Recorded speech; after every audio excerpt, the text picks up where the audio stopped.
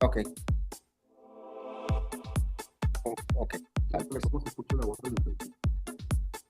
Ya, empezamos ahorita. Un minutito. Oye, no, sí, pues, hay un montón, el complejo está impresionante. De verdad está impresionante. Hay alguna cosa, nosotros tenemos un paciente en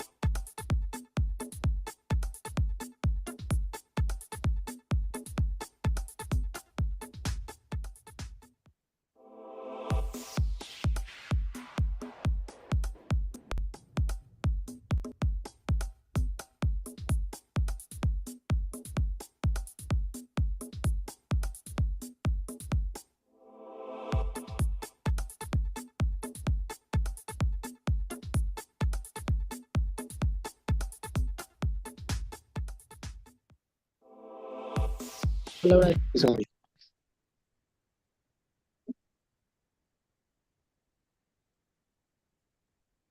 Hola, ¿qué tal? Muy buenos días. Bienvenidas todas Good las morning, and all the people that are with us connected in our transmission, welcome, and also via Zoom. We would like to greet you warmly to this second high level dialogues, the future of Social Security. And for this inauguration that we started, I'd like to give the floor to our General Secretary, Alvaro Velasquez Hernandez, that is in Panama in a visit to Ciudad Salud and is together with the director of with Enrique Lau Cortez from the Social Security Panama. Please go ahead. Thank you so much. And good morning, everyone. Good morning to all the people that are with us through Zoom, also through other virtual platforms. And also thank you to all institutions that will be participating in the different events and dialogues throughout this week. I would like, first of all, to extend my greetings, warm greetings on behalf of Mr. Robledo, the chairman of the Inter-American Social Security Institute, and CEO of the Mexican Institute of Social Security, as well as thanking you warmly and deeply to Dr. Enrique Lau. He is the general director of this institution of the Social Security of Panama. I want to thank you for your hospitality, for your support, so we can open the second high level dialogues, the future of Social Security, the American Conference of Social Security, and doing so in this splendid hospital complex in the City of Health that, and also at almost the City of the Future. This is an impressive complex, really, and is very appropriate to open here these dialogues of the future of Social Security. And aside from the future, this seems to be a part of science fiction, Doctor. I want to thank you so much, dearly, to your working team for the great effort, and no question, so it's reflected for the Panamanian population.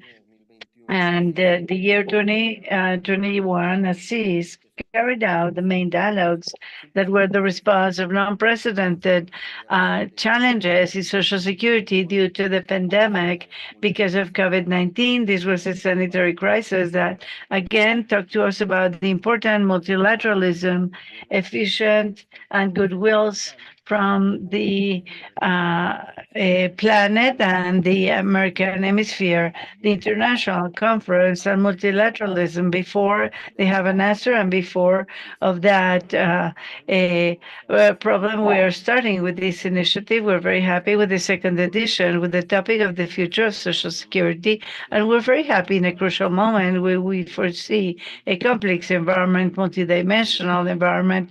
It's undeniable that Social Security is being set by the complexity of multiple factors as governmental, demographic trends, emerging technologies, and of course, the diseases that affect these generations and that are making us to change those challenges that we're facing regarding health. So it's crucial to understand where are we going for effective planning and for the implementation of preventive measure. This week, we're going to have the participation of more than 30 panelists coming from 16 institutions of the membership of the conference in each of the 5 subregions that make up the membership, and to institutions that we hope will add to our membership and will be with us 9 more people that are officials from other institutions that are allied institutions. All those people, I want to thank you sincerely for your collaborations.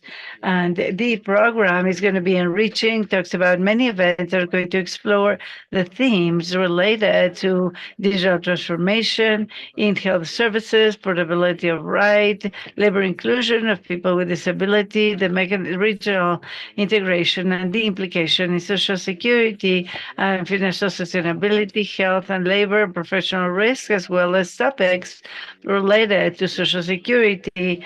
And I would like to tell you that thanks to these coordinations, regional sessions, we can also foresee the topics of the third dialogues of high level that will take place from 7th to the 11th of this year virtually.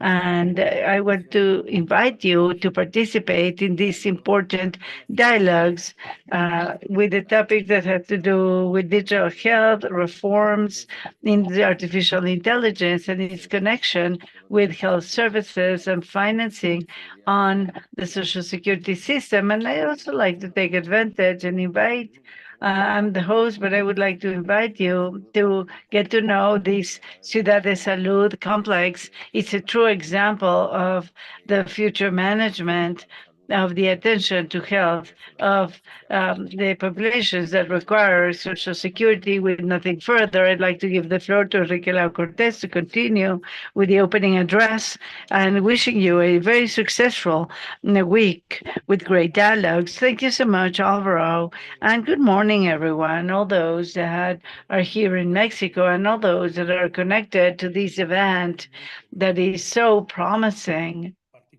In particular, this has a very challenging a title. They talk about the future, and truly, there's no experts on this matter. We don't study this in the university, and we require a large amount of tools that, at the end of the day, are applicable. When you apply them, the contrary comes out. Therefore, sitting and analyzing the future of Social Security is a huge challenge, in particular because of the situations that we're living in Panama and in many other countries. But talking specifically about ourselves, I would like to share with you that we find ourselves in political moments where there's a campaign to choose the new president of Panama. And when I hear the opinion of candidates,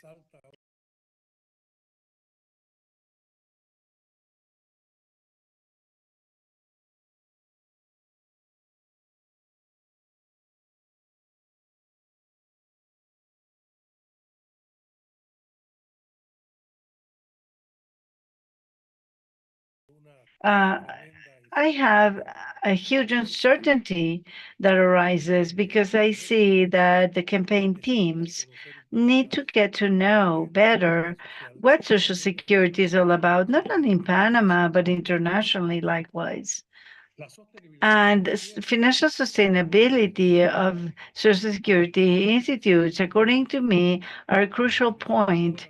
The vision of each of the organization is to survive, and we are not going to be able to survive if we do not have financial sustainability. And in our case, if we don't have financial sustainability from the pension fund for us in particular. The demographic pressure is causing more and more people to get into retirement and become people that receive pensions. And every time there's less and less resources to pay them. So I've reviewed the topics that are going to be analyzed throughout the agenda, and I believe that all of them are very pertinent. And I would like to make emphasis on the topic of financial sustainability and also on the topic of digital transformation, because we find ourselves in digital transformation of this institution, in the integration of economic revenues and the integration of everything that has to do with accounting and also everything that has to do with the clinical unique story, digital story, where all of the tests or all of the exams given to patients converge. I'd like to ratify this invitation so you can come to Panama when you consider pertinent, and we'll be more than honored in receiving you and serving you so that you can also have an overall vision and a perspective towards the future. When I say into the future, we have Social Security of Panama that recently made a total transformation in its management, only for the City of Health. There's a long way to go yet. However, the management in the City of Health allows the Social Security in Panama, first of all, will not be subject to political regimes when happen when there's changes of government. And secondly, it also allows us to have self-management and allows us through the Association of Public Health that our research center and innovation and technological development is able to have relationship not also with other similar institutions, but also with the private institutions and the challenge of public institutions. Therefore, things, and I'd like to close my participation with a small reflection. And everything's okay. All this progress is fantastic that we'll discuss about, and the vision of topics into the future are also interesting and okay.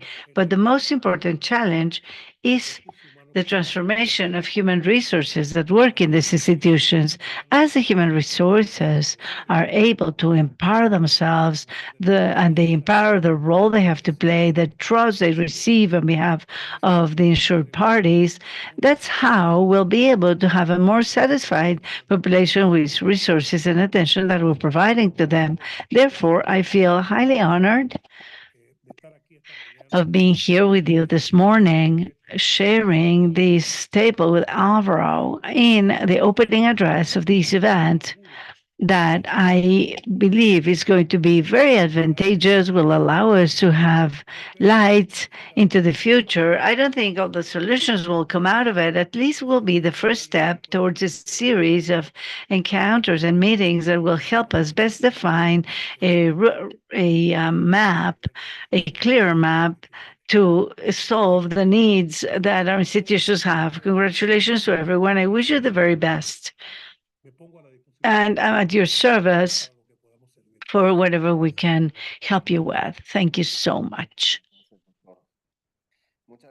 Thank you. Thank you. And now I'd like to give the floor to Mexico City to begin with our program. Thank you so much, Mr. Secretary. Thank you so much to the head of Social Security in Panama, Dr. Enrique Lau Cortez. With nothing further, being 9:47 morning in Mexico City as well as Panama, we can declare open the second high-level dialogues, the future of Social Security, and very soon we are going to start with our first panel. We'd like to thank the authorities that are with us this morning, and we can continue. And thank you for the opening address. We can continue.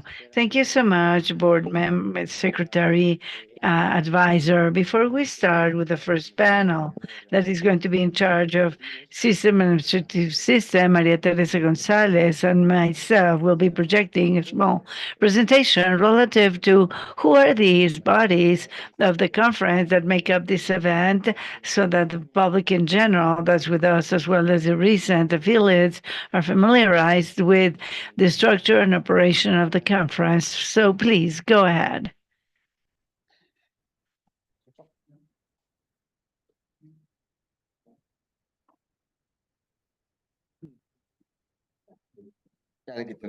Muy bien. So thank you so much, Don Alvaro.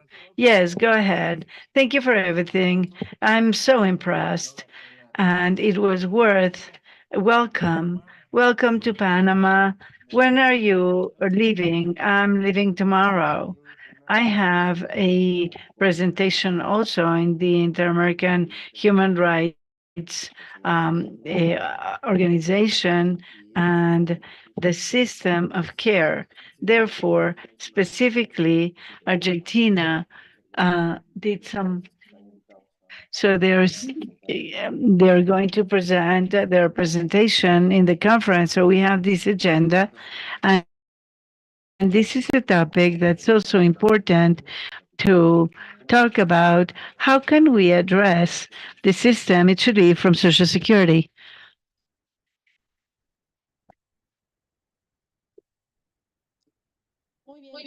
Very well. Thank you so much. An apology for the interference that we're having with the microphone. As well said, the underdirector of the Exterior and Strategic Alliances, Brandon Perez Hernandez, that I want to thank him for the coordination for so that today we can start. So to start with these levels, I would like very much to share the membership that's with us today and with the audience that is the transmissions, how we are. So we know times we've interacted with the Inter-American Social Security Institute or some American Commission of Social Security. Therefore, we believe of the importance of how our conference works. And to start with this structure, I would like to tell you that we have two main bodies, and one of them is the General Assembly, where we have all of our membership. So no matter the category, associate, adherent, or connected, and they have a vote, the head members of each of the countries. Therefore, we also have our permanent committee operating while our General Assembly is not in operation, and therefore that is why they have a session twice a year, and they give proper follow-up, like budget, and they are in charge of the execution of our activities in general. We also have other bodies, such as the region and American subcommissions in Social Security, that are the ones where our membership groups, the sub-regions, that later on will be explained to us which ones are, have as a main goal to serve the specific needs per region. We also have the Andean under region, the South American region, that precisely the Social Security of Panama belongs to. And we also have the region, Sur, the North American and Caribbean, and the Mexican and Latin American region. We are also grouped by the Social Security American Commissions. These commissions have a specific topic for each of them, and at present there's 6. And they have a presidential office in charge of the other institutions of our membership.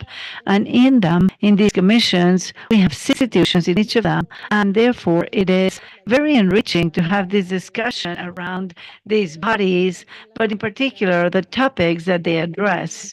Because we have actuary and financing, major senior citizens, social and legal matters, health. This commission recently changed its name.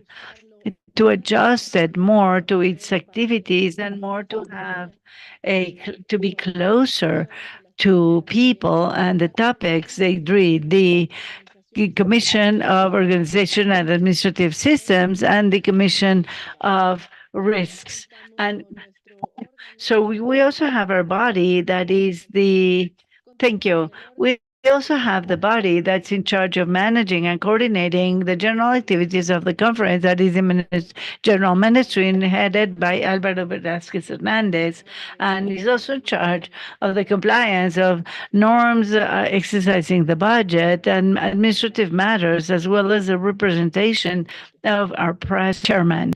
We'll have the controllership that supervises the surveillance of the resources of the conference and the way to execute it. And as you will know, we also have our academic arm that is Inter-American Studies and Social Security at present, headed by Dr. Emilio Carrasco Gonzalez.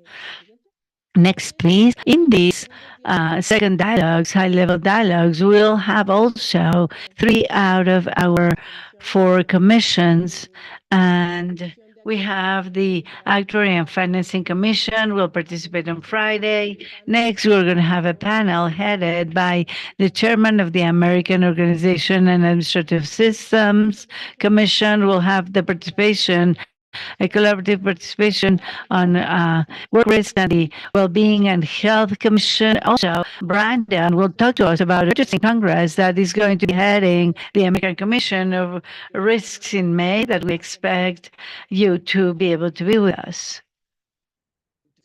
Thank you, Board Counselor. And also, we would like to know, how do we group in the conference because of our geographic proximity, differently from the American Social Security Commissions explained by Dr. Gonzalez? The regions are part, and all the members belong to this group of countries because they have proximity and they're organized in 5 subregions ordered in alphabetical order, being subregion 1, the Andean subregion, where Bolivia, Colombia, and Ecuador and Peru participate. Each subregion is coordinated by a member institution of our membership. In the case of the Andean region, it's Salud, the one that is in charge of the coordinator. So Region 2, Central America, is led by Costa Rica, El Salvador, Guatemala, Panama, and is coordinated by the Guatemaltecan Social Security Institute. So Region 3 is Southern Cone grouping, Argentina, Brazil, Paraguay,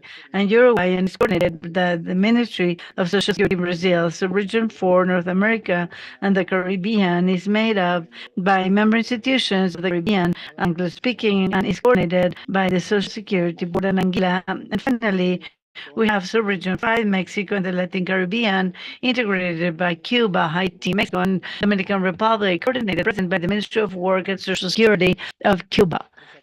This is how these regions, as I mentioned to you before, as mentioned, has a mission looking to the property of this block and bringing to them to the Inter-American Social Security Institute. Please go ahead. This is a slide where we talk about our next events. And today we had on the table on Thursday, we have the Executive Department of Social Security activities. We'll compare the social security systems with DEPI, and at noon, we're going to discuss with the subregions the inclusion of people with disabilities in the formal labor field. In Jamaica will be joining us with the executive officials. The ILO experts will join that session. A representative of Employment and Social Development of Canada will be part of the table, and a member of another leading institution from Brazil is going to be part of the panel. Those are the events that will happen throughout this week. And I want to highlight one point. All the panels and debates, including the opening celebration, is going to be transmitted at streamed in English, Spanish, and Portuguese. You can select the language of preference, and you can, elect whichever language is proper for you to follow the conference streaming. So, President and authorities, if there's more instructions for us to discuss, let us know. We're going to celebrate the first forum constituted by the panel members of CAOSA. We'll begin at 10:30 sharp. Thank you, Brandon, for listening to the digital transformation discussion. Thank you, Luz and Brandon, for coordinating all the efforts with the conferences of this commissions of Social Security. It's been a lot of work since October to date to consolidate the agenda and the hard work of this commission. So we're coordinating these events with all the aforementioned bodies, the regions and subregions. And I adhere myself to the invite of Ms. Luz. Ms. Luz invited us to be part of this activities of this sequence. We ask you to participate, prompt your questions, and contact us. Right, use all the means and channels. This is being broadcasted or streamed in 3 languages via YouTube. But a reminder, our site and internet has the link for you to enroll and register. You still have time to be part of all the panels and everything that's streamed. Thank you very much for being part of this opening celebration. We thank the Social Security authorities of Panama with a general secretary. We thank you for participating and supporting all the activities of this conference. The Social Security Agency of the Central American region is a strong entity. It's part of the board of the CS, and the president of that entity, whose name is Luis Alberto Martinez. He is the lead of the Actuarial Commission, who will close the sequence of conference of top level on Friday. Thank you very much. Resume in a few minutes.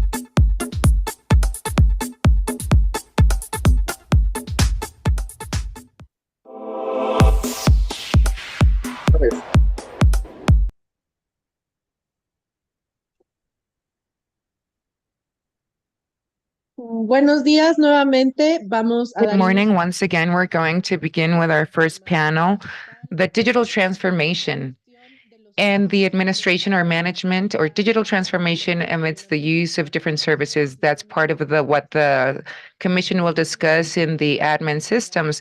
Well, we thank the participation of the president, David Matthias, executive lead or post holder of the Social Security Agencies of Antigua and Barbuda.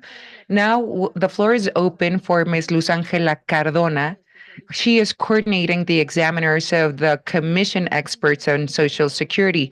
She is here with Rodrigo Espinosa, lead of this commission, so they'll briefly unveil the core subject. Thank you very much. I want to thank David Matthias and the panel of experts who have joined us and linked themselves to this panel. Today's panel is a deluxe panel. We hope that it fulfills its objectives.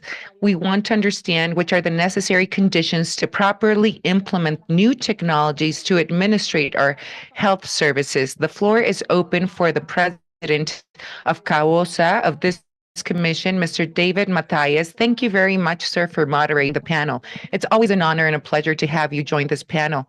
And we welcome all the members who have joined us to give a thought to all these items. Thank you. Hi, good morning, ladies and gentlemen. Good morning, colleagues. It's indeed a pleasure to see you again, Luz, in order to see you, Teresa, Brandon, everyone.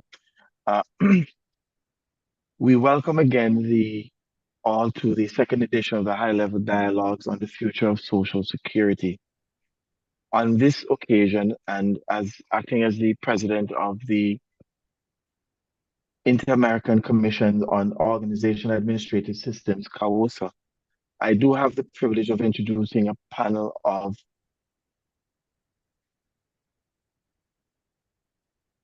digital transformation experts, especially in the area of healthcare and health services management, as well as to outline the goals we aim to achieve through the presentations by recognizing the experts in this field. As all may know, the role of ICTs is very important or plays a very important role in our lives. According to the latest Global Overview report issued by Data Reportal in January of 2024, 2/3 of the world's population has access to the internet, and more than 5 billion people use social media and social networks daily. It should therefore not come as a surprise that in the field of health, the latest technological tools are being rapidly adapted to achieve greater efficiency in management, seek to improve the quality of service delivery, and to provide patients and families with much needed information, and to reduce operational burdens for healthcare personnel. Given that the institutions in our countries have varying degrees of adoption and development and/or implementation of such tools, this space represents an invaluable opportunity for all to learn from the best practice in the area. With this panel, we aim to analyze and discuss the necessary conditions for the successful adoption and implementation of technological tools for healthcare services management in a manner that makes it accessible to all our people, as well as to share different experiences with our sister and brother institutions of this conference. In order to identify the areas that can be best leveraged for our participation and improvement. The first presentation, entitled Towards a Successful Implementation, the Case of Digital Health Records, IMS, is presented by Ms. Claudia Vasquez Espinosa.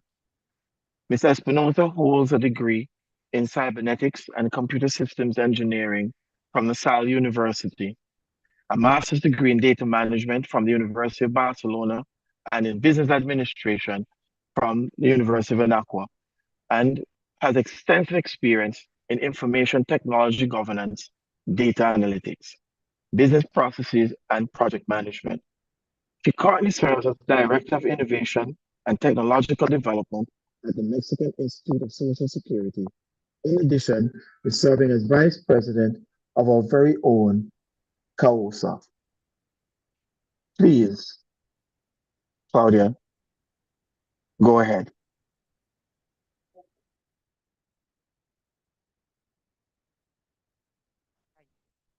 Thank you, Mr. Bueno, good morning. Thank you, sir, for the intro. Good morning. Only just to verify, I have to verify if you can visualize or I can share my screen with you. 1 second, please.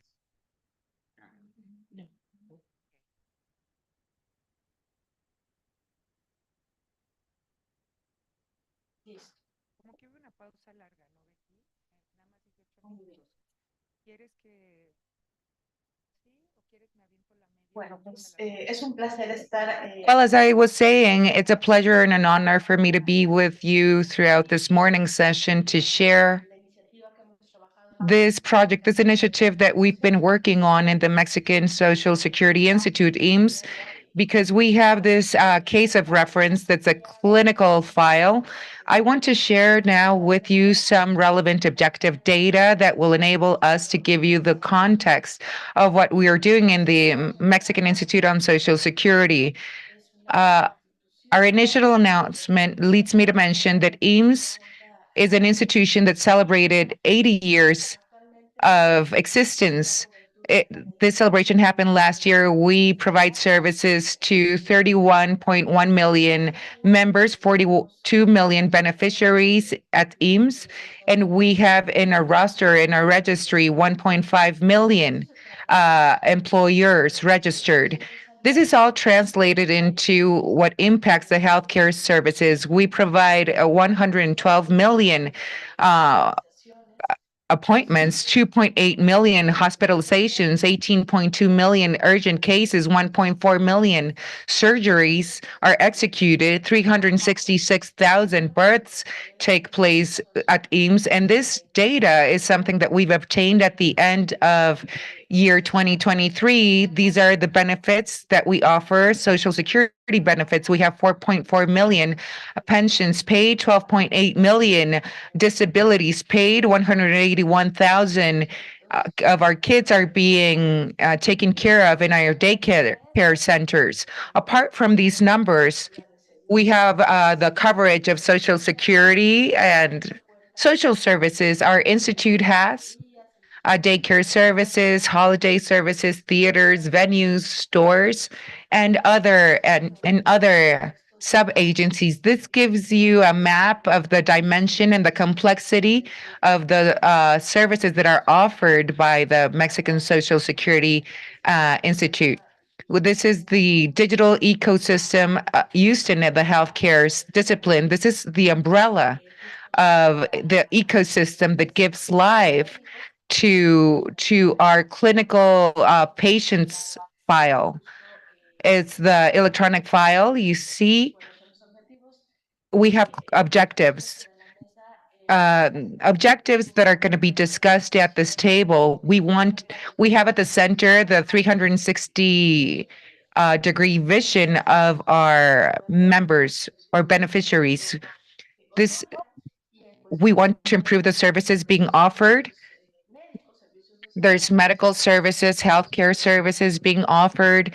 So you see the graph, there's external services being provided, integrating services. It's a cross-crop analysis. We have the prevention mechanisms, urgent cases, hospitalizations, surgeries, and it's all in that visual graph. And you can see the cross-crop analysis. We have specific sources of information to obtain this data. With the data, we have to be highly analytic and capable of integrating the information. Another strong point is we have one gateway or one site where we include the 3 tiers or 3 levels of services and attentions we offer. You can see the whole landscape and the list of integrated systems and services. Well, you might ask yourself, how we've built our strategy. The clinical file or the historical data we've compiled that's accrued is part of a project where everything will converge. Many elements converge. We've obtained information from different sources or systems, which are the solutions that we use to provide services and the proper attention to the beneficiaries or right holders. In this slide, you see information from the cross-crop analysis. We have external appointments being tangible, for different levels. There's 2, 3 levels of services, and we're also including big data analysis. We have urgent cases, surgeries that are in our list of situations, hospitalizations, and all of the items that I've mentioned are part of this formula. All of these elements are fed into our platform, our analytical platform, so we can have the 360 view of the beneficiary or the beneficiary, the right holder. We have the capacity to track, monitor with safety and security and protect the integrity. With the proper use of data, we can generate key performance indicators. And with these mature indicators, we can follow up and track things to improve or enhance the services that we offer to our beneficiaries. All the compiled data that we've obtained, that's obtained from the sources of softwares and solutions, we create the clusters of data which are analyzed. It's big data. We can use boards. We have different ways to process and analyze the compiled information to generate our key performance indicators. Based on these indicators, we can analyze other cases. What brings us to this panel today is the analysis of that information precisely. So we want to discuss the clinical files and the historical data that's compiled. That's the bedrock, that's the base and of our big data analysis. I'm going to stream a short video. This clip speaks of the historical files that we keep here.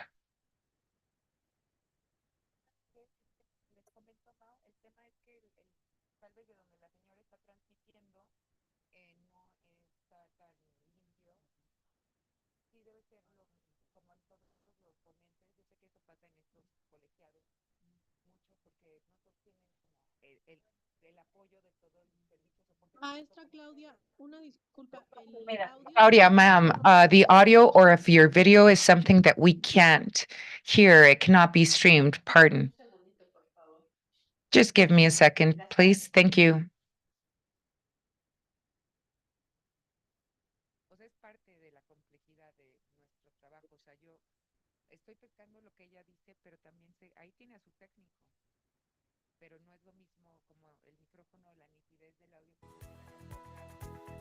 El historial clínico ha hecho posible que el The clinical file has made it possible for the medical practitioners to follow up and track our patients' activities. The technology has transformed the way in which we live. However,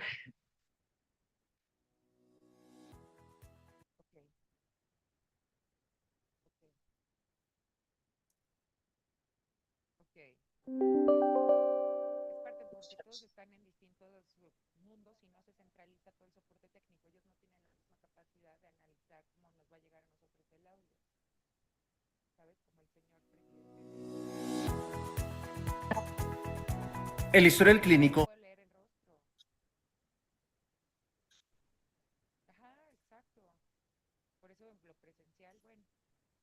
Un momentito, por favor.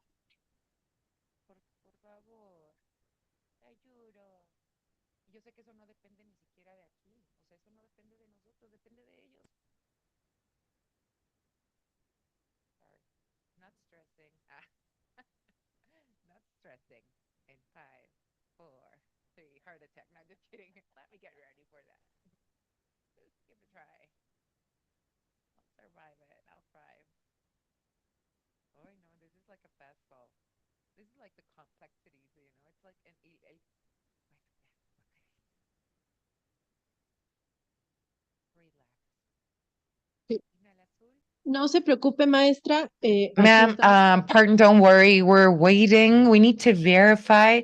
The technical support team has to verify or double check if when you're sharing your screen or streaming a video, you should also stream the audio. So there is no blockage of what's being streamed. We're going through the technical analysis of it. Just give me a second.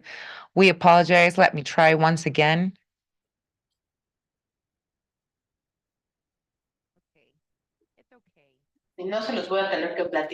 If we can't stream the video, I'll just have to narrate.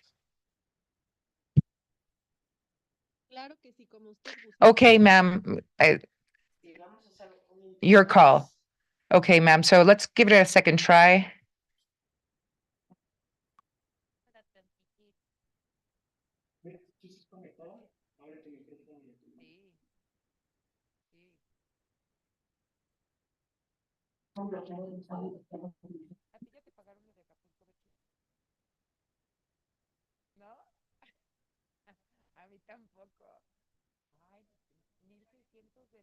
Aquí lo que nos habla el video es de justo. The information that this video contains is the information about how technology has enabled us to create this clinical file.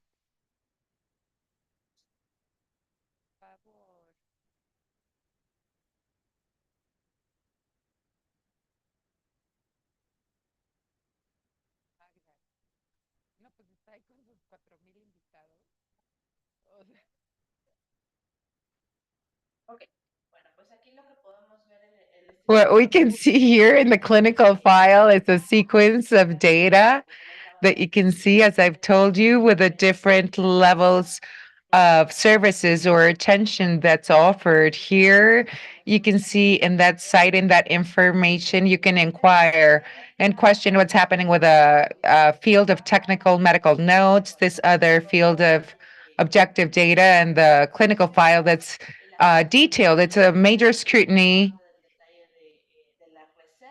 You see the prescriptions, the physician's prescriptions, the labs of the patient. Here, what you can visualize in this video is the phase of inclusion. In this phase, we've included the notes of the physicians who speak about the benefits that are generated by analyzing the clinical file, the accrued data. And, it's relevant for us to always work with objective data to offer the services to the beneficiaries. And well,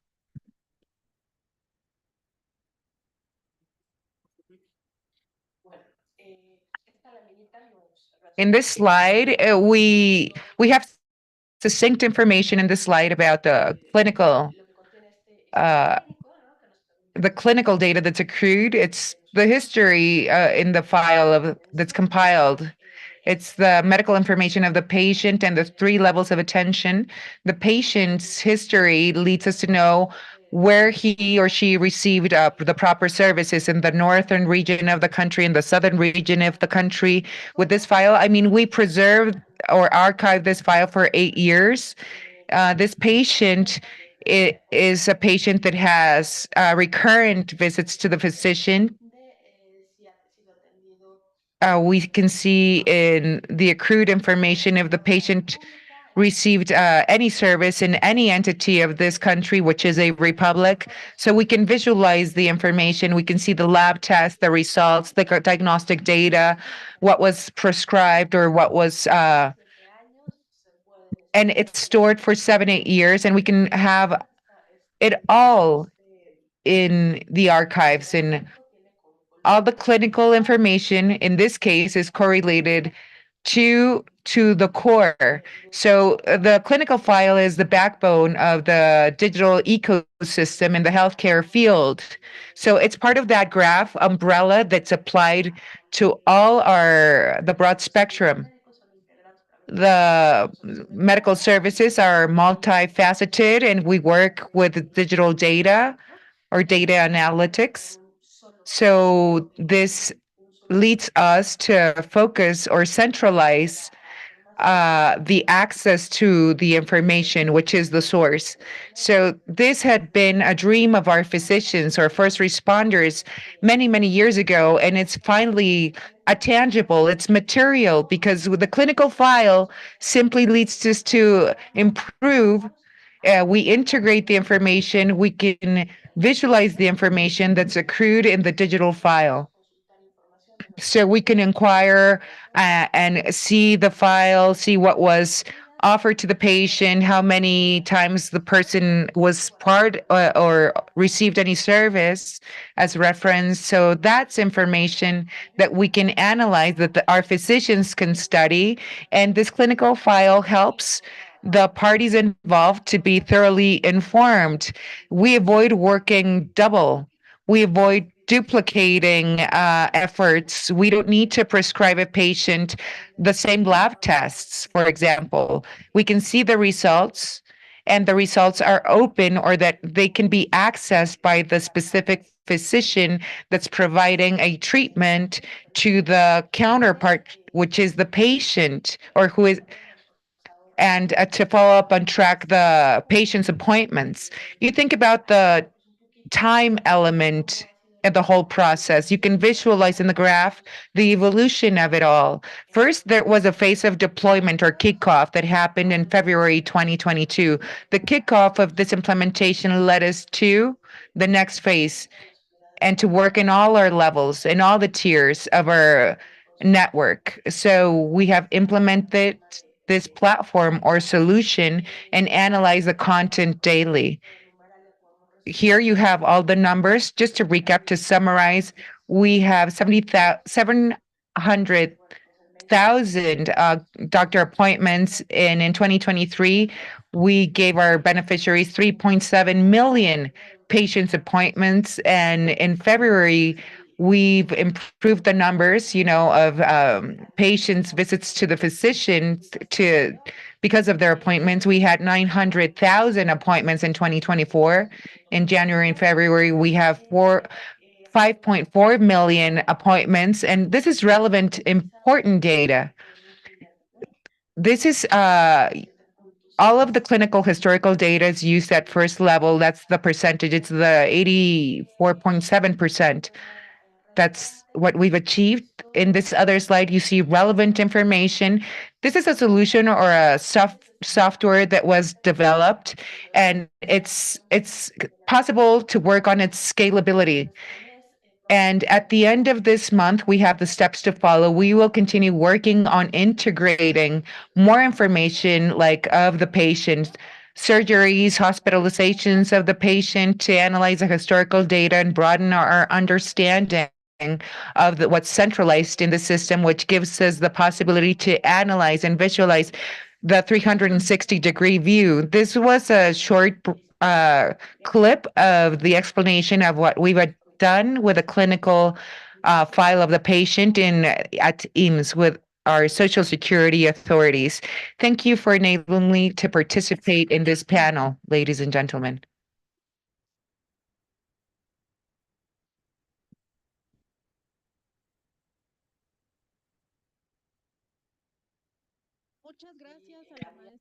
Thank you very much, ma'am. Thank you, Claudia.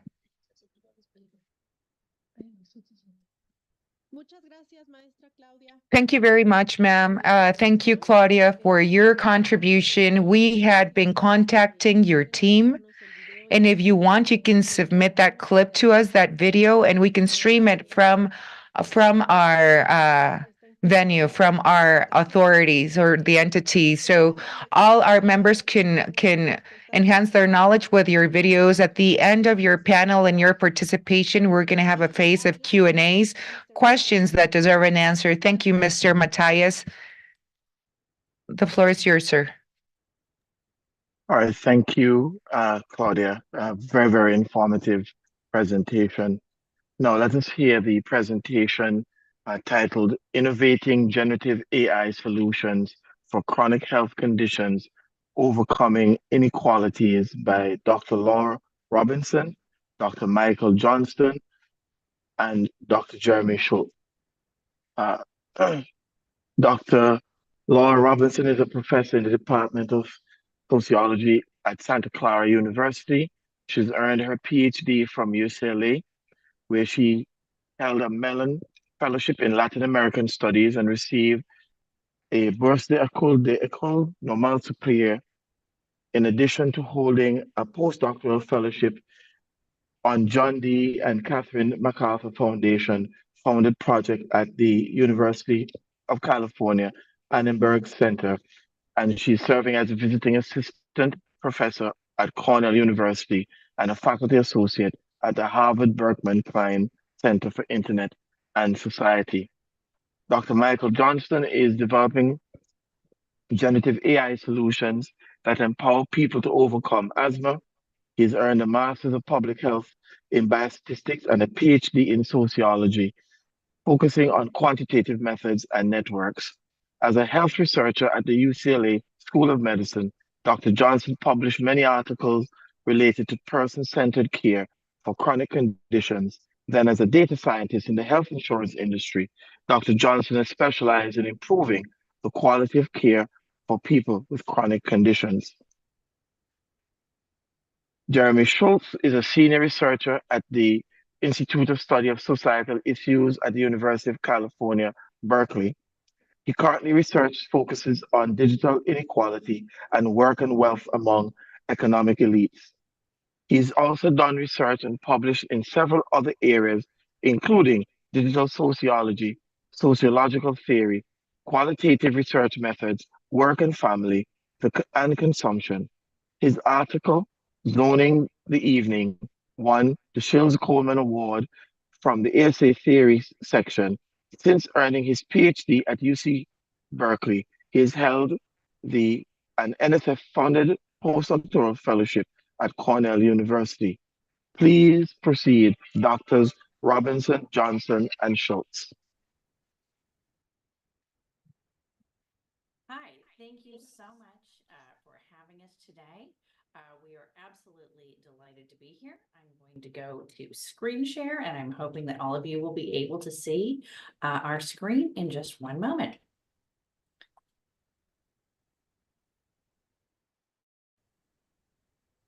All right, so our team, thank you for that lovely introduction, is so delighted to be here. We're so pleased to be invited to your organization, and we're absolutely excited to be here this morning with everyone. We're especially excited because we are all sociologists with long-term interests in inequalities, and healthcare is one of the most important areas where we can address these things. So on behalf of our team, thank you for the opportunity to be with such a distinguished group of global leaders who share the goal of improving e-health. And I'm a Brazilianist, so please allow me to say, é uma honra, prazer enorme de estar aqui à Conferência Interamericana de Seguridade Social. Thank you, everyone.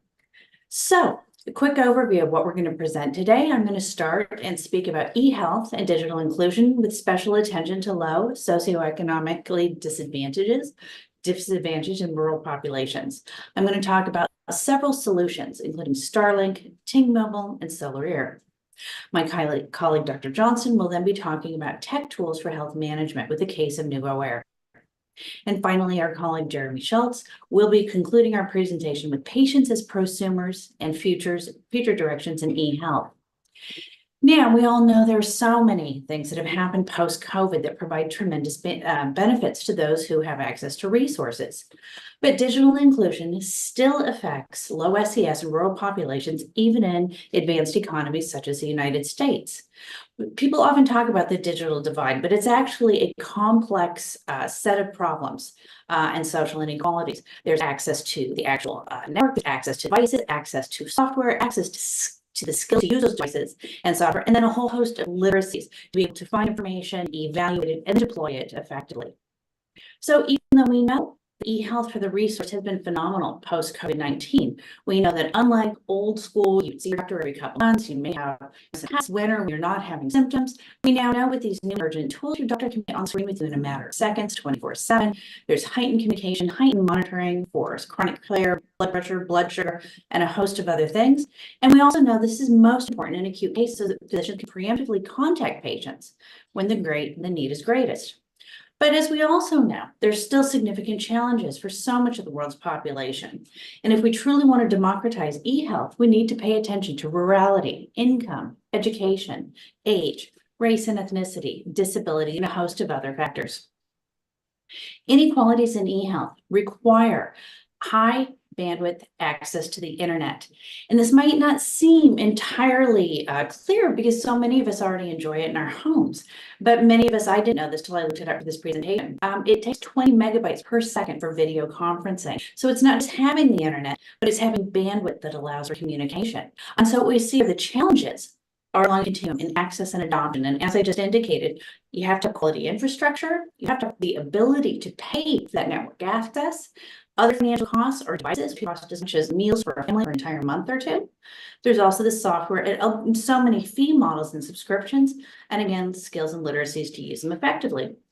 You can imagine for all of these reasons why we have enormous gaps. So you can certainly see this in the US, where education and income are great predictors of who is able to use the internet in any way and who is not.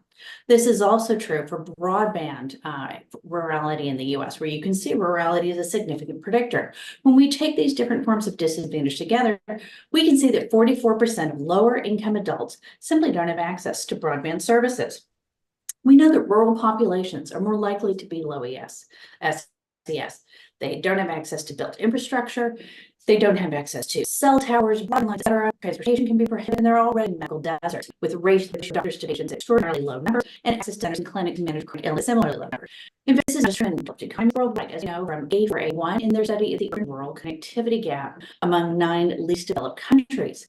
In some countries in Africa that they studied, meaningful connectivity was only available to 1 in 10. In urban areas, it was 1 in 7 people. In rural areas, it was 1 in 20. When we took the most digitally divided cases, we saw that only 1 in every 20 users connects from LDC countries in the world. For all of these, the greatest barrier remains affordability. And we talked about 20 megabytes a second for video conferencing. So it's to keep in mind the average cost for 1 gigabyte data can be as much as 7 to 20% of an average monthly salary. So there are some solutions. Power your truck, your home, your boat, and then through lasers, your terminal will access one of these many satellites, and supposedly it's going to give you constant internet access. Well, it sounds great. Except the price for unlimited data is, for the standard package for a family or our unit, is $120. Well, that's great if you're a middle-class family out in the middle of Wyoming and this is the only way for you to get internet. This is great. The receiver costs about another $300 to $600. But for the modal person who's struggling financially, that's simply not possible. So we need initiatives such as Starlink's very recent public-private deal with Mexico for a $90 million plan to connect 10,000 residents in remote regions in Mexico, which should be very exciting. So I hope that will prove to have some great results. But what are some other ways that we can get people connected so they can take advantage of e-health? Well, another one is the 5G network, which T-Mobile is heavily invested in. As was mentioned by our colleague, about 2/3 of the world is currently connected to the internet in some way, and 98% of these are through smartphone use. Again, what we know is smartphone use is also correlated with education and income, as we saw before. So what T-Mobile has done is they've said, we understand that there are a lot of network problems, so we're going to disseminate hotspots on our 5G network. We're going to do this for disaster response and preparedness, which is a key aspect of emergency e-health. We're going to give grants to rural communities, etc. We're also going to disseminate 10 million hotspots to students so that digital literacy initiatives can start early. They're also starting components through libraries to get people up to speed with their digital literacy.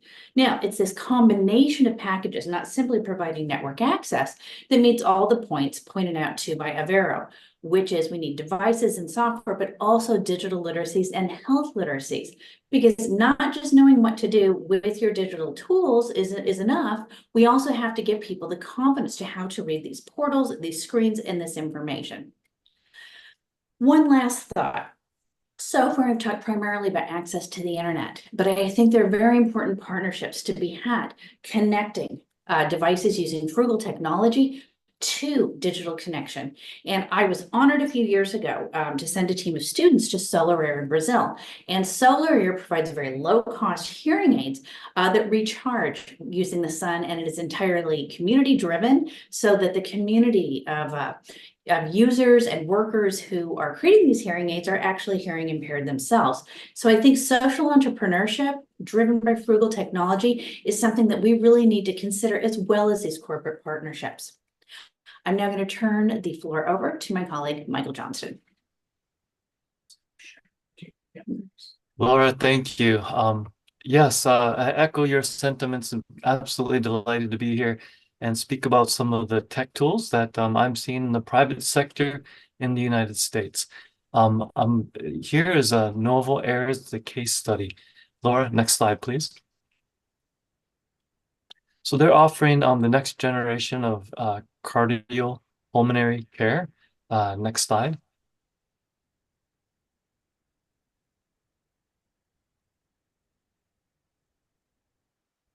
And okay, thanks. Something just popped up on my screen. So their benefit, their care package consists of video consultations, remote monitoring, and coordination of care. And I'd like to call out Claudia for demonstrating that it doesn't always work as we would like. People are figuring out how to do things, in this new world, and we don't always do as well as Claudia did. So if time, I'll maybe call out a couple of things that go wrong digitally, even though I hadn't thought to do this. It seems appropriate in this conference. Next slide. So the proactive remote monitoring is an area, as David spoke to, in which there's an improved quality of service delivery, because in the old days, people go into a doctor, once every 3 months, 6 months, once a year, or once every few years.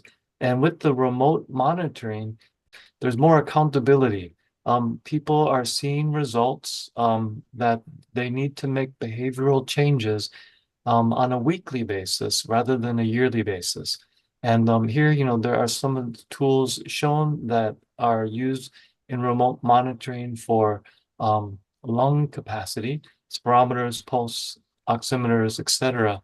And it's really bending the cost curve, as people talk about in the health insurance industry, so that whereas before it would be increasing costs, it's now leveling out in the short term, as well as the long term, because people are more regularly engaged in their own health outcomes.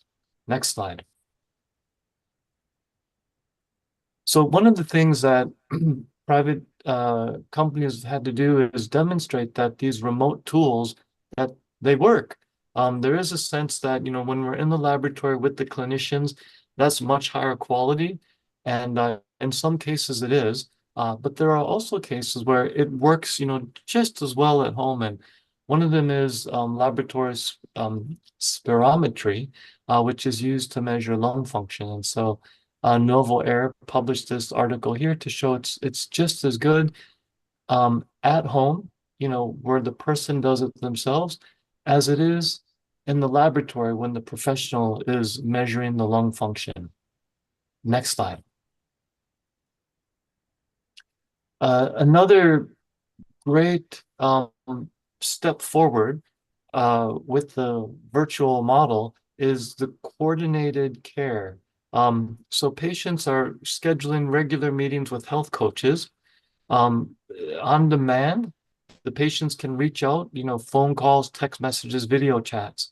And those initial messages are caught by the responders. Could be a health coach, could be a nurse, so it's relatively low cost.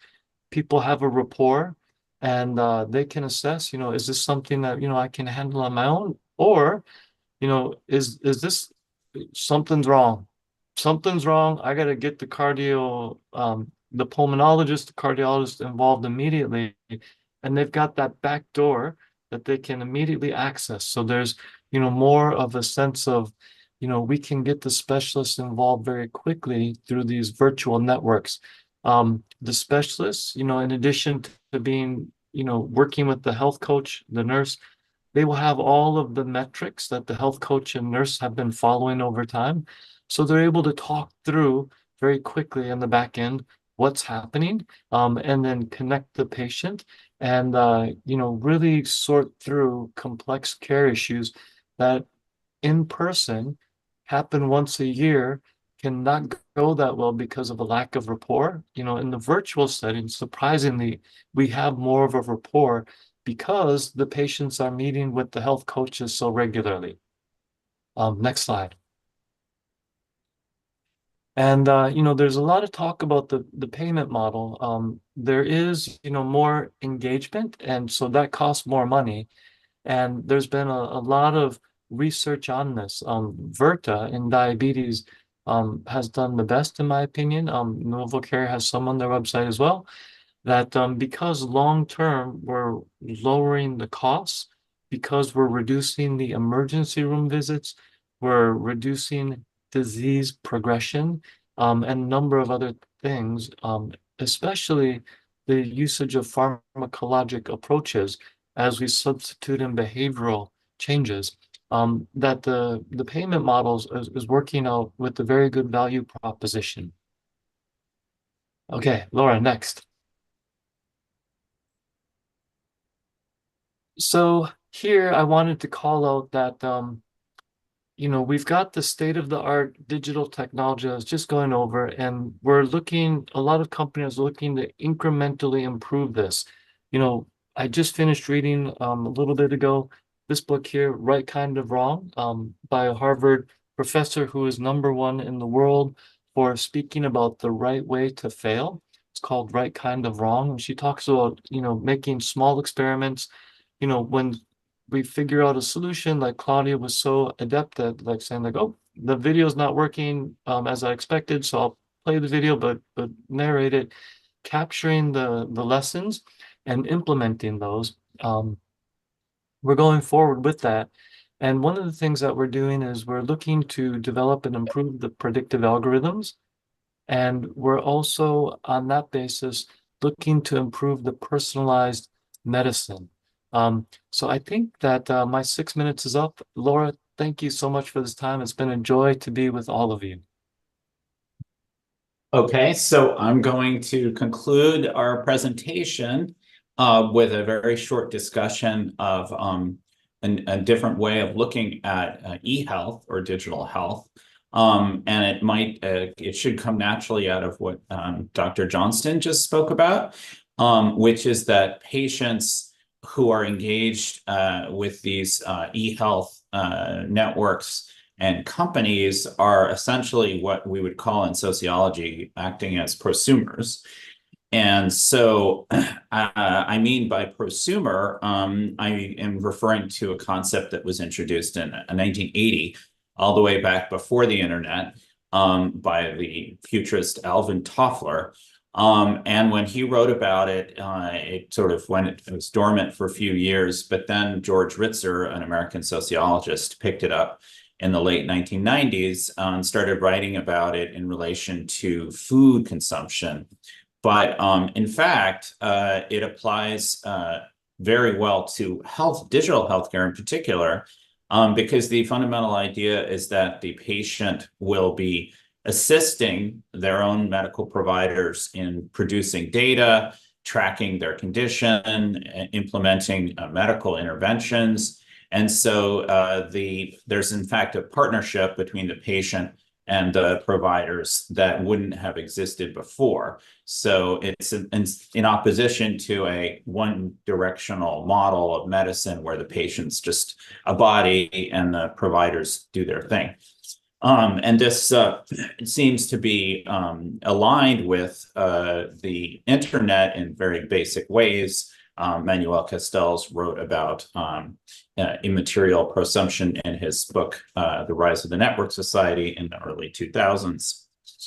And so in thinking about prosumption and the stakeholders in e-health, I found it helpful to think about 4 groups: the patient, obviously, the clinicians, the businesses, and the government. And of course, they all, in fact, are co-creating the business in a way. And it's not only a matter of the patient being a partner in their own health, but the patient will be producing data, which will then feed into the systems that Dr. Johnston talked about to fine-tune some of these diagnostic models and so on to provide better and more personalized care. And so you see a feedback loop there. So all of these parties have to work together in tandem in order to make to realize the possibilities of e-health. And so we're just seeing really the beginnings of the application of artificial intelligence and machine learning to medical diagnosis. And there already are consumer-focused medical diagnostic models such as DOCUS.ai. And then there are also models geared towards medical professionals for specific medical fields, such as radiology. And so these are coming, are developing very rapidly now. So that's going to be a big part of e-medicine going forward, I think, just because of all the data that will be generated by the patients. So I think we're really at an inflection point with e-health. As Dr. Robinson was talking about, we have to recognize that there are important preconditions, infrastructural and technical preconditions to make it happen on an equitable basis. So the patients will need the digital tools and the connectivity and the digital literacies to make it work, and the providers also will need those. And that's not a given in many cases. Then at the same time, since this process will be producing a lot of data, which needs to be secured and protected for the sake of the patient's privacy, we have to figure out ways of doing that, producing very, large volumes of data that are in fact secure. And we also have I think the entities that are doing this, whether they're commercial or public, have to resist this model of data extraction, which has caused so many problems in the sort of social media space. And also, as well, I think it's important to recognize that e-health will take different forms in different countries and different local areas. And so it may be in the United States, it seems to be mostly driven by market actors right now, but it's perfectly possible for non-market actors, governments, and nonprofit organizations to innovate as well and partner with the commercial actors. And so we may be seeing some of this moving forward, maybe in Latin America, maybe also elsewhere in the world. And of course, we should have cross-national partnerships as well to further this process and to make it go ahead in a truly global manner, because that would really be optimal, I think. Thank you very much. So we just wanted to say thank you so much for being here. We're looking forward to the rest of the panel, and it's been a great pleasure to be with you today. Thank you. Yes, thank you.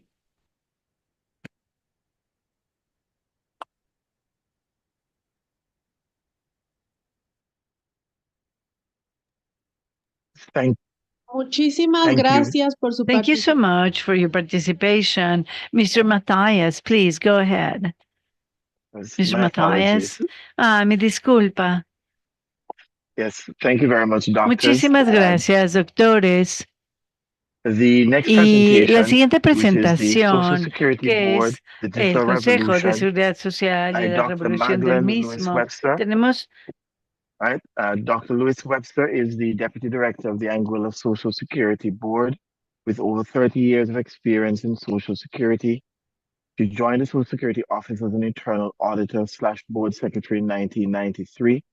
Currently, Dr. Lewis is the Acting Director of Social Security in Anguilla.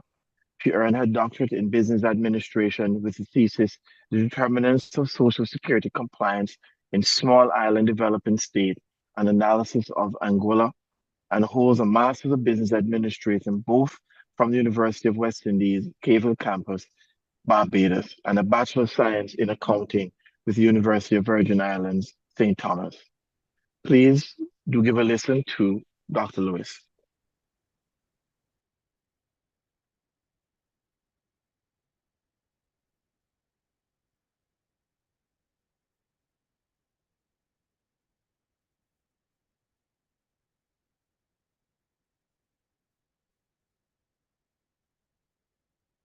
Mr. David, vimos que Mrs. Maglan ya estaba. We saw that Miss Magland was connected. Nevertheless, if you could,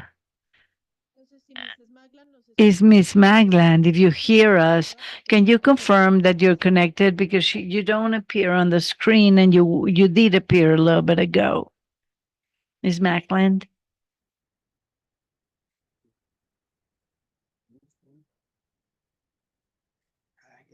Está como...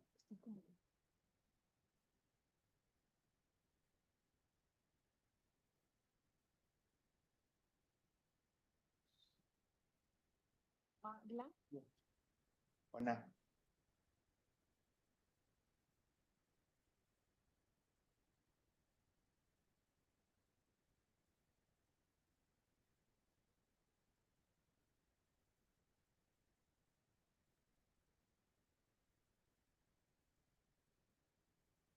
Un segundo.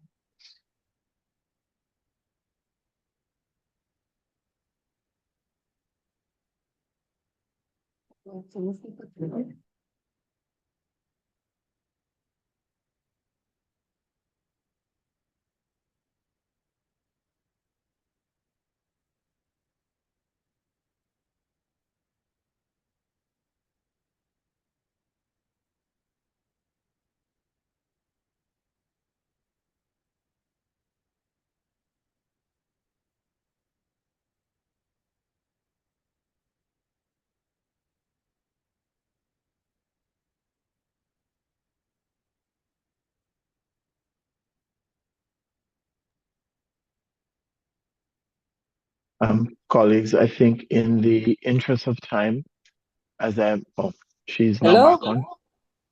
I'm, Hi.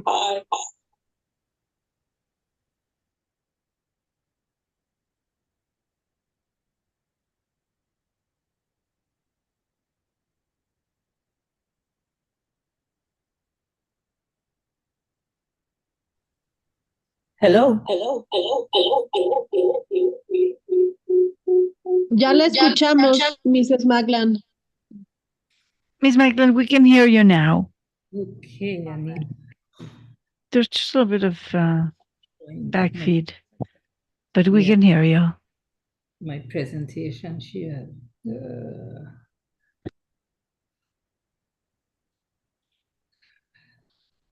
1 second, please. Sorry, apologies.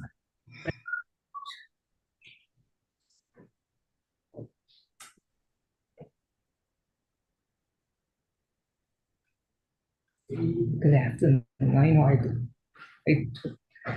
was because at first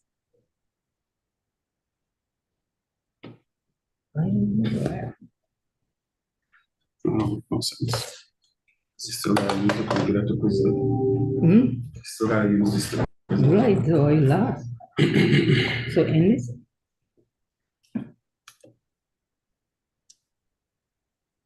End this. No, not yet. In here. It done in, and I touched that in. And There's a mic. right at so If I have to use the volume, the TV went off. the TV will never on.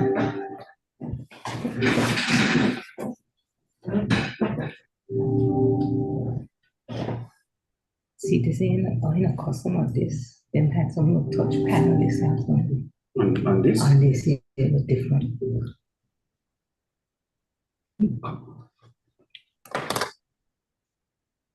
Technical difficulties.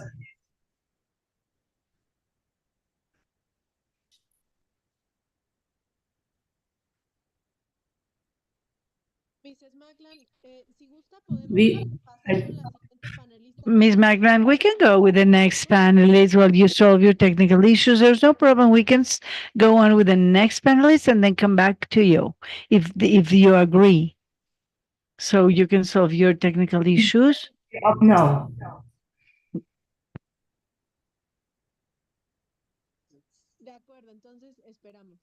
Then we wait. We wait until you solve them.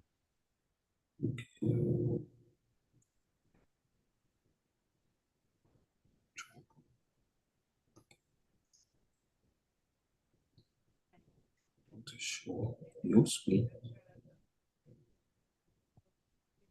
Hello? Hello?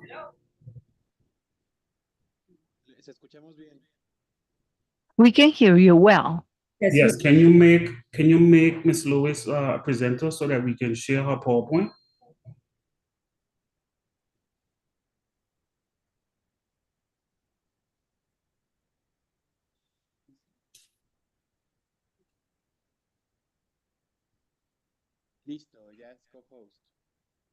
Now you're a co-host, ma'am, so you can share your screen. Okay, let's see. I'm just waiting for the option to appear.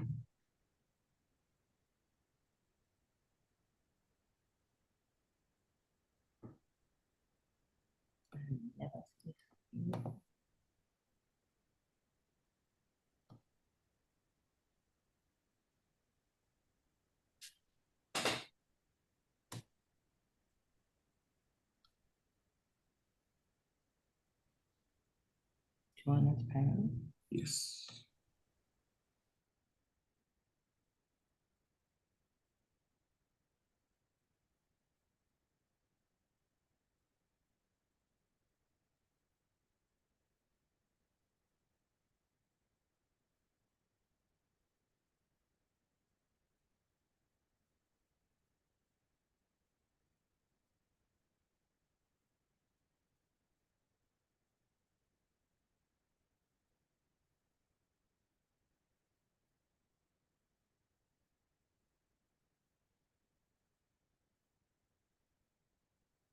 Ya podemos ver la presentación. Ya está apareciendo en pantalla.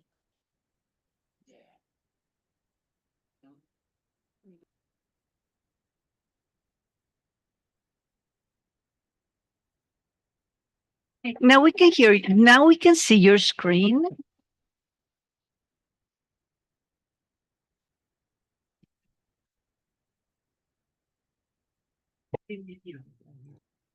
Good morning. Apologies. I'm ready now, I think. Hello. La escuchamos muy bien, Mrs. Maglan. Bienvenida. We can hear you very well, Ms. Maglan. Welcome. Go ahead. Jorge.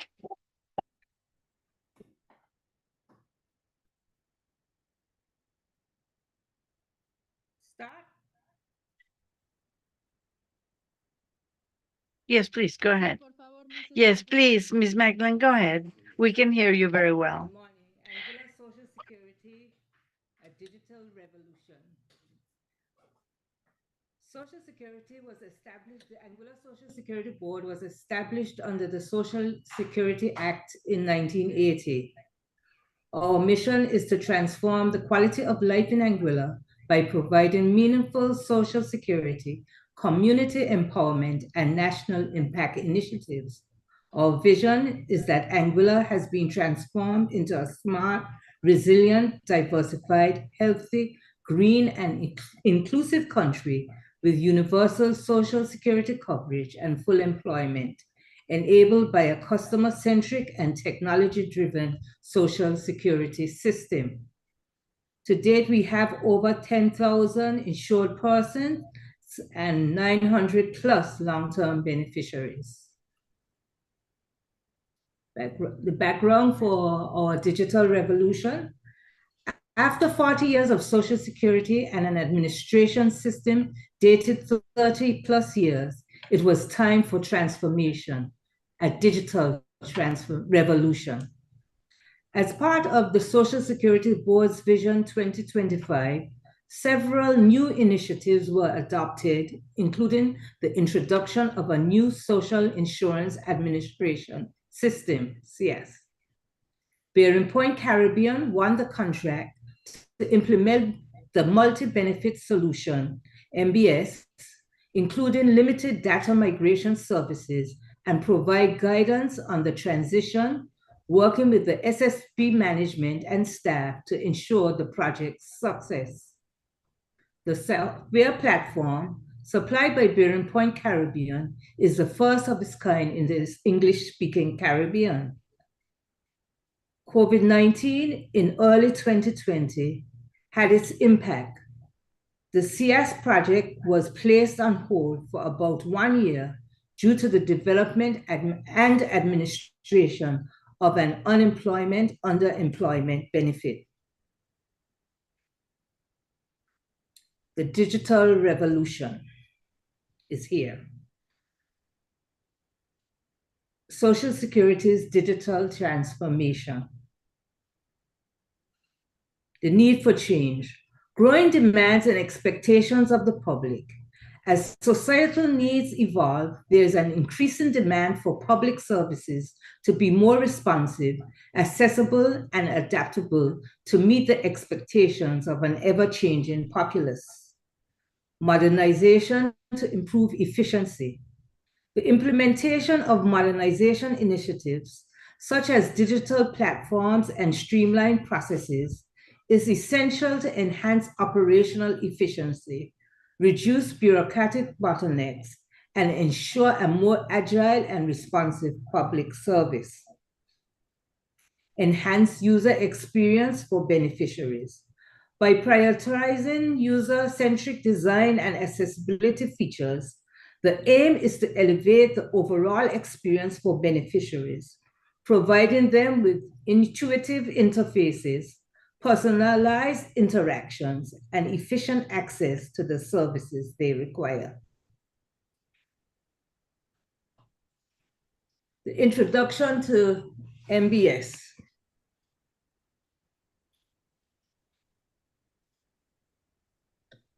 Overview of the MBS platform. The multi-benefit solution platform offers a comprehensive approach to transform and modernize Social Security's operational framework, providing a unified solution for managing multiple benefits seamlessly.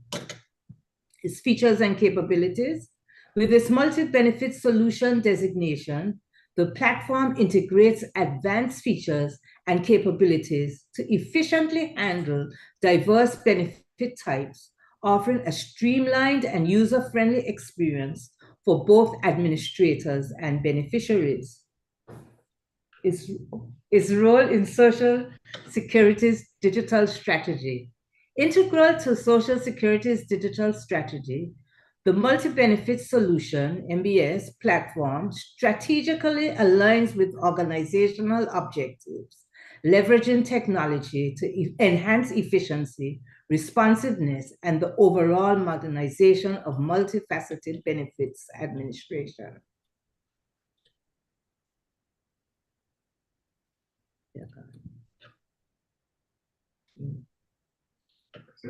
No, she's done.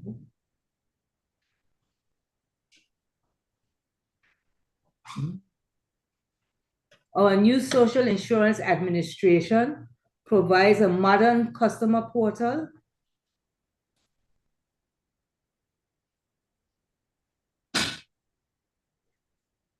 filing payment reminders via the email and in portal.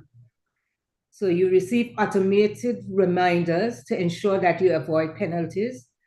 24-hour availability, round-the-clock service to meet customer expectations. You can stay at home at any hour and file your contributions. We are committed to providing you with excellent service, introducing several secure online services for our customers and government partners. We are transforming Social Security through a customer-centric and technology-driven system.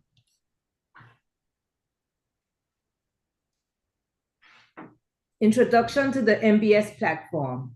advanced functionality, cutting-edge features that redefine benefits administration, including automation, real-time analytics, seamless integration of multiple benefits, one platform solution for managing diverse benefits seamlessly, including pension, disability, sickness, maternity and paternity, etc.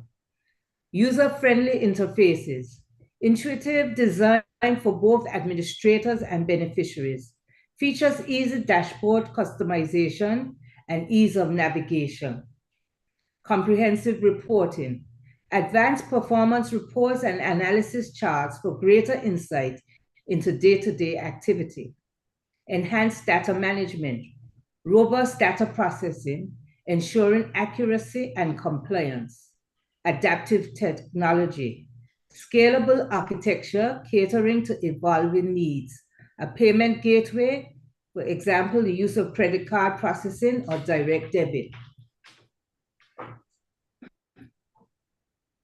Filing a claim. We have added a new degree of efficiency to your Social Security business. You can log in to your Social Security or government to the My Government portal using your username and password. And you can file your benefit claim.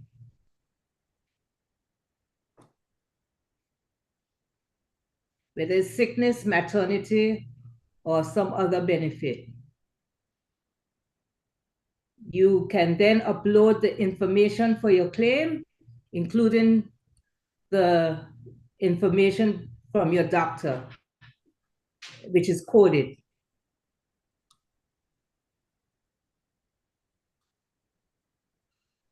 And you submit your claim. Your claim then goes to your employer for verification. Your employer will then verify your application by going to the portal, signing in, and completing the verification process.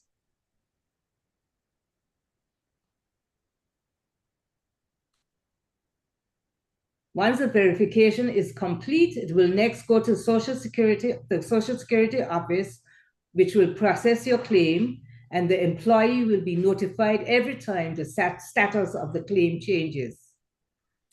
The employee will receive a message in the portal, and that message will either tell you the status of the claim, whether it's has been processed, disallowed, waiting other information, so forth.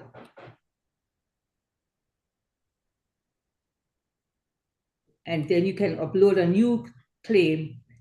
The journey for Social Security.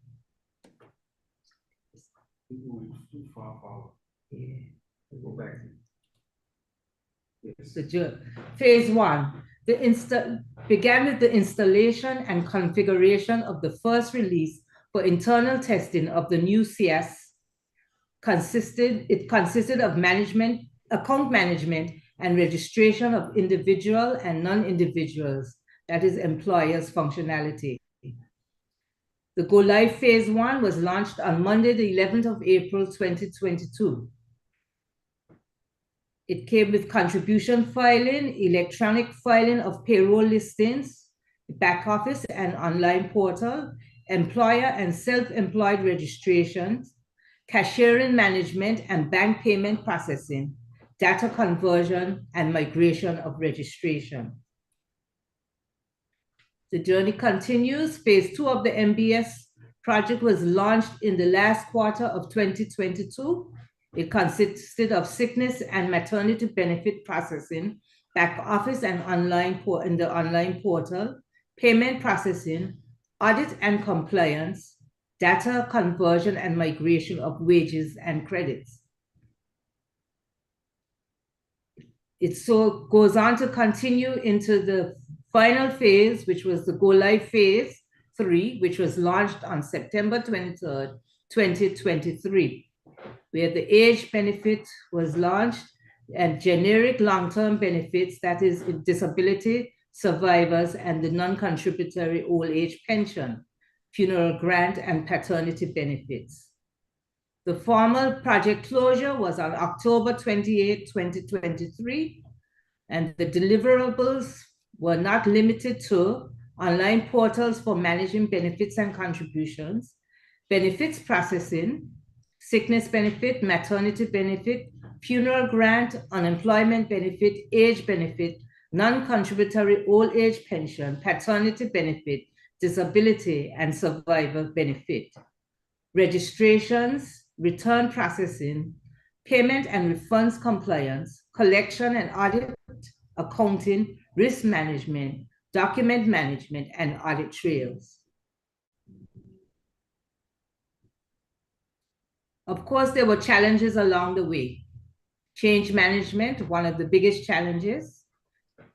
Requirements for legislative review, scenario testing and end-to-end testing, data conversion and migration, another big challenge, verification, import of bank information, validation, administering of benefit cycles at the same time while doing all of this other work, multitasking day-to-day operations and implementation, limited staff, budget, limited administrative and technical support for existing administration system, public awareness, changing our hosting provider, of course, COVID-19, and pivot of the UAB, the Unemployment Assistance Benefit, and hardware availability.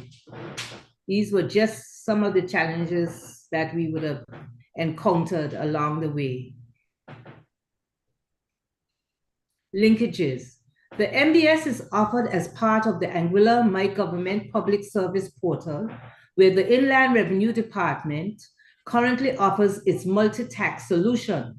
There's a single sign-on account, one email address and password for accessing the MBS portal for SSP and the MTS for IRD, and in the future, any other public services that may be added to the My Government portal. Other than the login account, no other information sharing occurs between these agencies at the moment, while the capability exists. If customers already have a My Government account used to access IRD online services, they can proceed to register their Social Security employer-employee account at the link shown on the screen.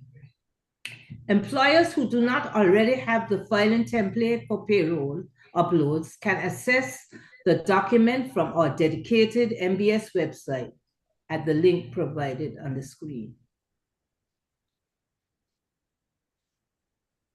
As part of the digital revolution, we share a success story. On November the 23rd, Grenada's National Insurance System had a delegation visit the Anguilla Social Security System to assess the new system, new MBS system.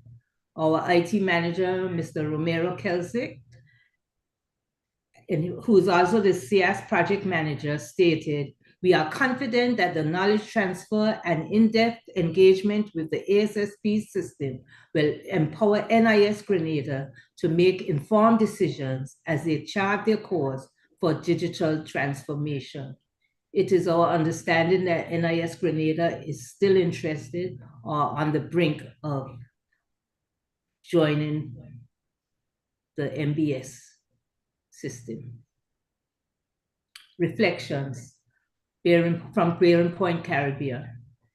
We are confident that the completed tasks and achieved objectives of project implementation, multi-benefit solution, and associated ICT services for the Social Security Board of Anguilla align with the set expectations and goals. The dedication and commitment of all parties involved have led to the successful conclusion of the project. This was from Gerd Strick, the senior project manager. And even though we had to face the COVID-19 pandemic, the overall delay of the project was limited due to the constant positive collaboration between the teams of the ASSP and Bearing Point, of which we are extremely proud. This was from Mr. Avinash Kutas, the Managing Director of Bearing Point, Caribbean.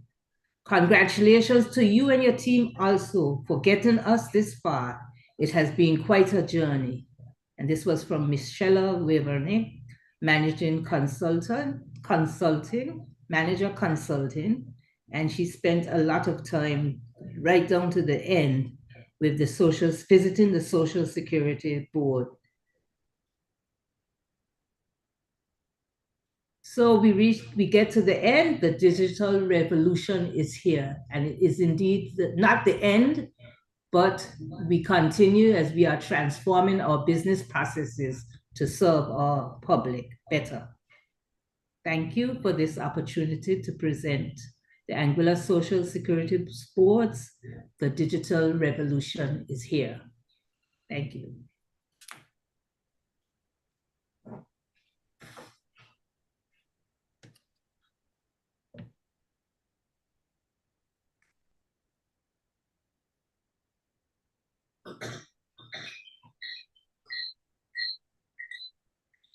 Muchas gracias, Mrs. Maglan. Thank you so much, Ms. Macklin and Mr. David for the following presentation.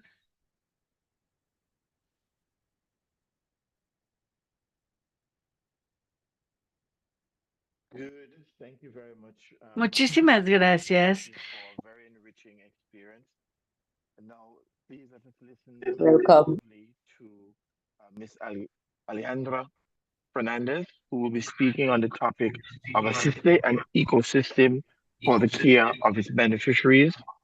Ms. Fernandez graduated with a degree in computer science from the University of Ottawa Metropolitana and has worked for over 20 years in the public sector, both at the local and federal levels. She currently holds the position of Deputy Director of Information Technologies at ISTE, where she is championed innovation in digital services while achieving efficiency in ICT spending. She has driven improvements in benefit administration, financial and health ecosystems, primarily through the environment of healthcare management and improvement amnesty, home oxygen referral and counter referral systems, and automated medical licensing registration, among others. She also serves as the Technical Secretary of the American Commission of Organization and Administrative Systems, CAUSA of the CIS. The floor is yours, Ms. Fernandez.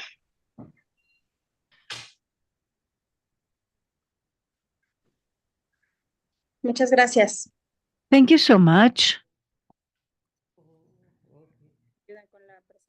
And the presentation of Asiste, I think you can see the screen, right? We can see your presentation very well. Thank you, ma'am. Thank you so much for the invitation. And we are going to talk about Assiste, an ecosystem for the attention of beneficiaries. And as part of the activities carried out to mitigate the impact of a pandemic in 2019, 2021, we identified the need of having a tool that would allow us to get close all the fringe benefits to our beneficiaries. And now, now all the ways we had access to reach them was mainly because of by doing it through a call center now in all of our units. And as a result of that, we analyzed that it was very important to generate some means so would allow beneficiaries to make use of services without having to go face to face to a unit. From there, that we decided to build the option of Assiste. Assiste is a multi-channel strategy that tries to get close all the benefits that the Institute has, who are more than 13 million beneficiaries. In this sense, Assiste is able to join all the access and facilitates access to French benefits within our different channels. Next, please. Assiste and Assiste in 2022 is born as a concept and is developed initially through a web portal, and that is launched in May of 2023. In those dates, we incorporated the health benefits as well as the economic benefits and those that have to do with pensions. And in September of 2023, we launched and were able to build a mobile application having as a great referendum the results that we were having through this portal and making sure that Assiste became one of the main benefits. And then, so now, in this call center, they were saying at us through the portal and now making. So we had more than some questions that were at 49,000, of which, so this is a traditional media. And now, in a presential way, we had this, and we had 10,200, and the application, the mobile application was done through 5,600 that were mentioned every day. And so one of the sources, I said that this was one of the favorite ones for our cautolos, for our beneficiaries. So the portal assists as our main source and as our area of approaching these. Within the application of Assiste that was launched, as mentioned, in September of 2023, what we obtained from the results was that today we have more than 58,900 appointments programmed through the application, of which we already have 189,000 patient downloads. This is in the last measurement that we have until March 6th. The main source is a source of Android. Android is our most important one with 130 downloads, followed by iOS with 40,000, Huawei 13,623. This has been experienced a huge amount of downloads. That's 154%. I'd like to show you a brief video to give you an example of the scope that our application has.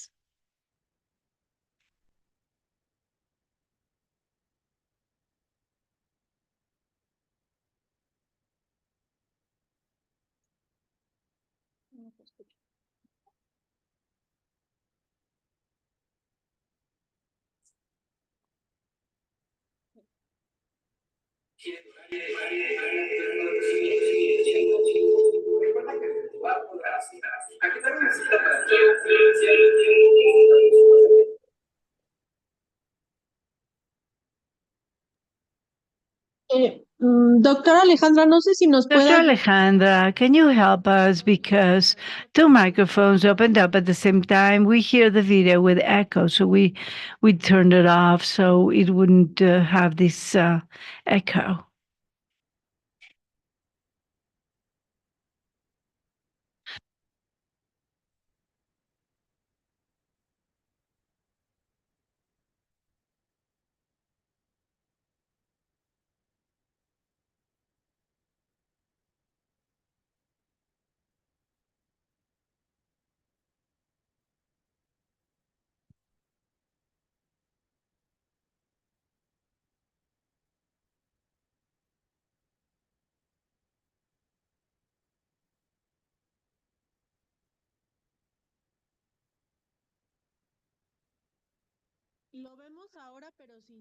We can see it now, but there's no sound.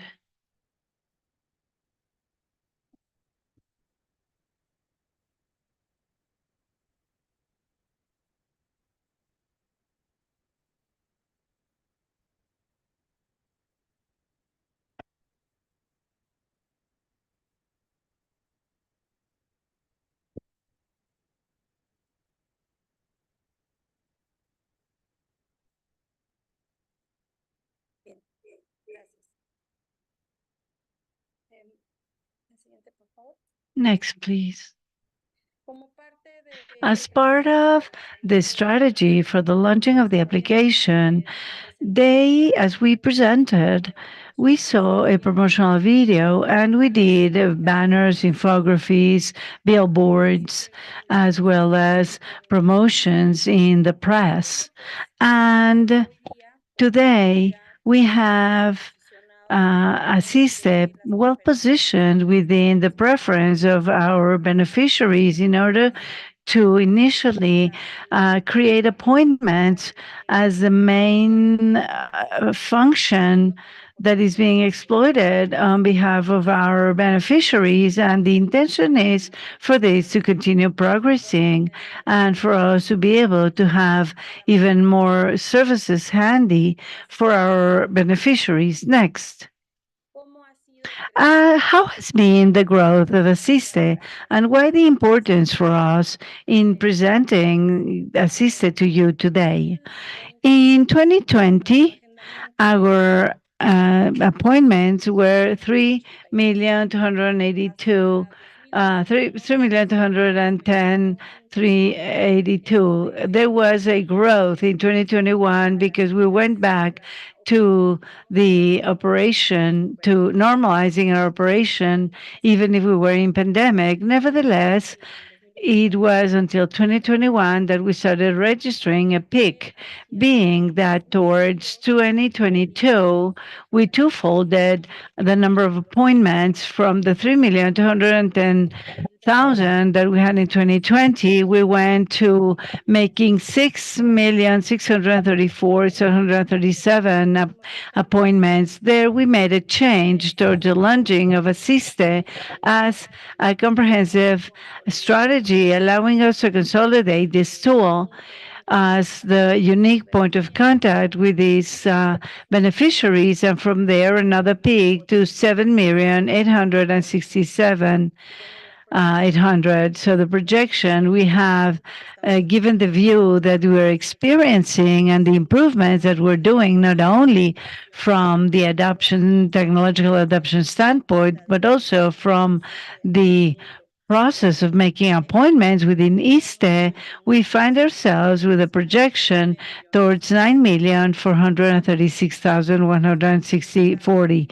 The adoption of these technologies, that even if it seems kind of something that is day to day, the truth is that has resulted quite advantageous.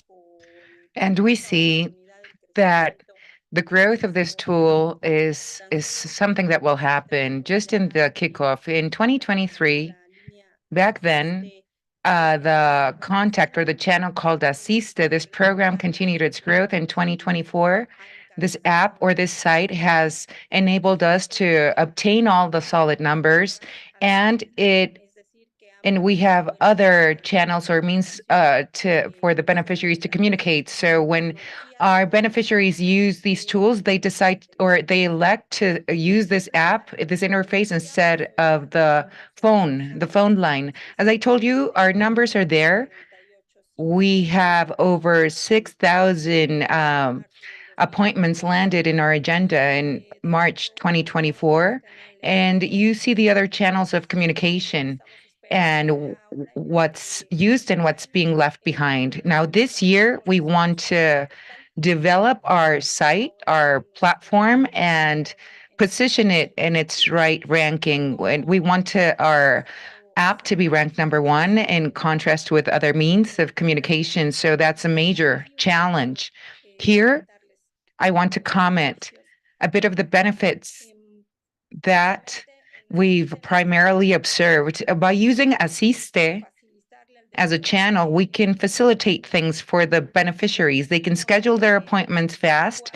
And there was a decline. Instead of having a beneficiary queued 4 hours, they only generate their appointments in 4 minutes. They reach the venue, the entities, and there's a trigger notification to the hospital networks, to the physician, so they can take the patient's general signs. And there's a reduction in like no assists from the beneficiaries. So we increase the channels or the means for the beneficiaries to generate their appointments. We increase the number of days that in which we are active, and we can schedule our appointments 15 days in advance. So there was an increment of 48% in scheduling and organizing our medical appointments. So we have a threshold of appointments that goes from 5 to 20 days when generating an appointment. Which are the next steps that ISTE as an institution will execute, to improve the generation of appointments? Now, primarily, I'll tell you that we're about to launch a new version. We're going to update the logo branding of our app to make it user-friendly for the beneficiaries or the right holders. So we make it feasible for the beneficiaries to have and count on their appointments. It's not just that. We want to add the list of cultural offers and services and sports events that we're offering from our institution. So we provide direct assistance. We can give the beneficiaries or pension holders access to all the daycare system. And if there's beneficiaries that need to pay their fees, they can also pay their fees and have access to funerary services. And then there's the economic side of things that we need to continue exploiting, so we can offer personal loans for the beneficiaries. The next development in our mobile app is launching the single e-file or clinical file of the beneficiaries. The official instruments of the beneficiaries are there in this interface. So it's very important for me to highlight this point, because we are working on facilitating the beneficiaries' access to these channels, but make it easy for them to have access to their benefits. We've improved or enhanced our comms or communication so they can have direct access to the service. We can ask the beneficiaries to walk in with a full package of documents like birth certificates or even the instrument of payments that they have to bring into the institution. We want to issue or improve the issuance of cards through the QR codes or the quick reference tools that we're about to launch as well. In a short period of time, we're going to have that kicked off, and we want to position our mobile app in its proper ranking. We want it to be ranked #1 so we can generate the proper appointments for the beneficiaries so they can have access to their services. And as I've said, this is the prototype. It's in a phase of trials. We're testing it. We're about to release this digital card as well for the beneficiaries. In this interface, we can guarantee to their beneficiaries that when they access and click on the icon that's highlighted in green in that interface, in that display, you can see how active or the efficacy of the process. We can confirm appointments automatically by clicking on this field without having without making it mandatory for the beneficiary to show up to the window with a full package of documents and ID or personal ID. So our mobile app connects directly with our database of beneficiaries. It identifies the beneficiaries' active services. And in that sense, we can really open the whole process for the beneficiary to have full access to the services, which makes our job agile, efficient.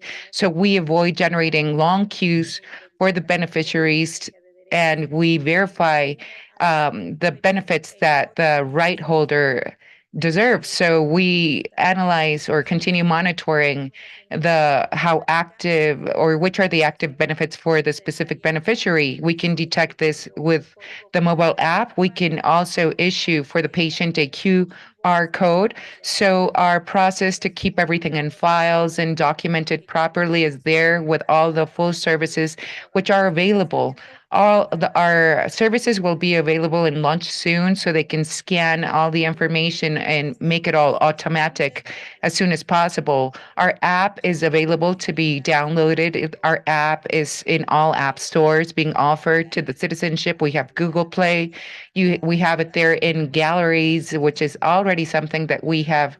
We are registered there, and we will soon enough launch this new channel or type of access that's going to be the primary door. Or this app is our the logo and the face that we as an institution offer to the beneficiaries. Without doubt, it's complex for the beneficiaries today to have access to all the services, and with this development we facilitate the patient's access.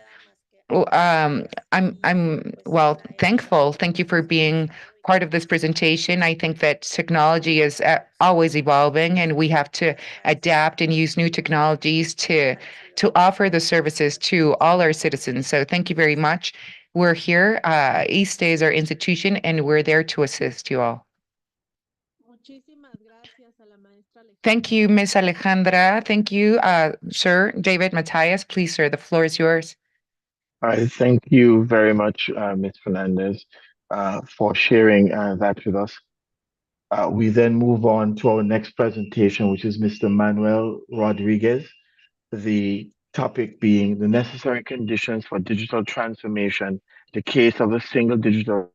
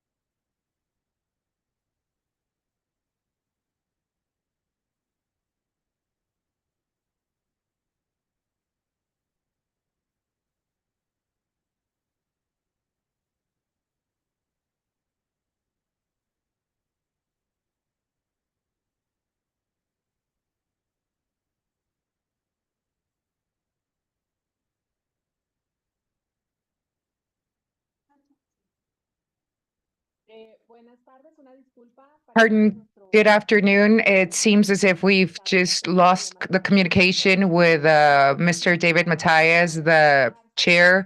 Now, Manuel Rodriguez Arces has a degree in computer science and technologies. He has a master's in project administration and a master's in healthcare services. He's has a license in accreditations and leadership in computer science from the med school at Harvard. He has taken on different positions at Costa Rica and social security agencies in developments of IT, communications, and computer science. Currently, he works as the post holder of the generation of the Costa Rican sole unique digital file. He won and was awarded the Public Services Project. Sir, Professor, please, the floor is yours. Thank you very much. Thank you for the invite. Thank you for inviting me to represent the Costa Rican Social Security authorities or agencies. I'll share my screen. Now, please confirm if you can see if I'm sharing my screen, please.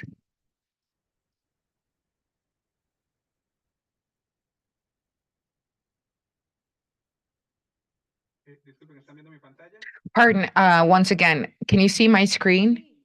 Yes, sir. Yes, you're sharing your screen, sir. Thank you so much. Thank you. Well, I believe this is the scope of the top subjects.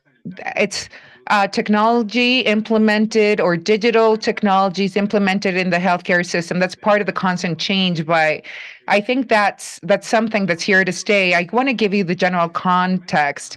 My presentation is constituted by 3 branches. I want to explain how we're organized in the Costa Rican healthcare services and what we've done to implement the project of the digital clinical file.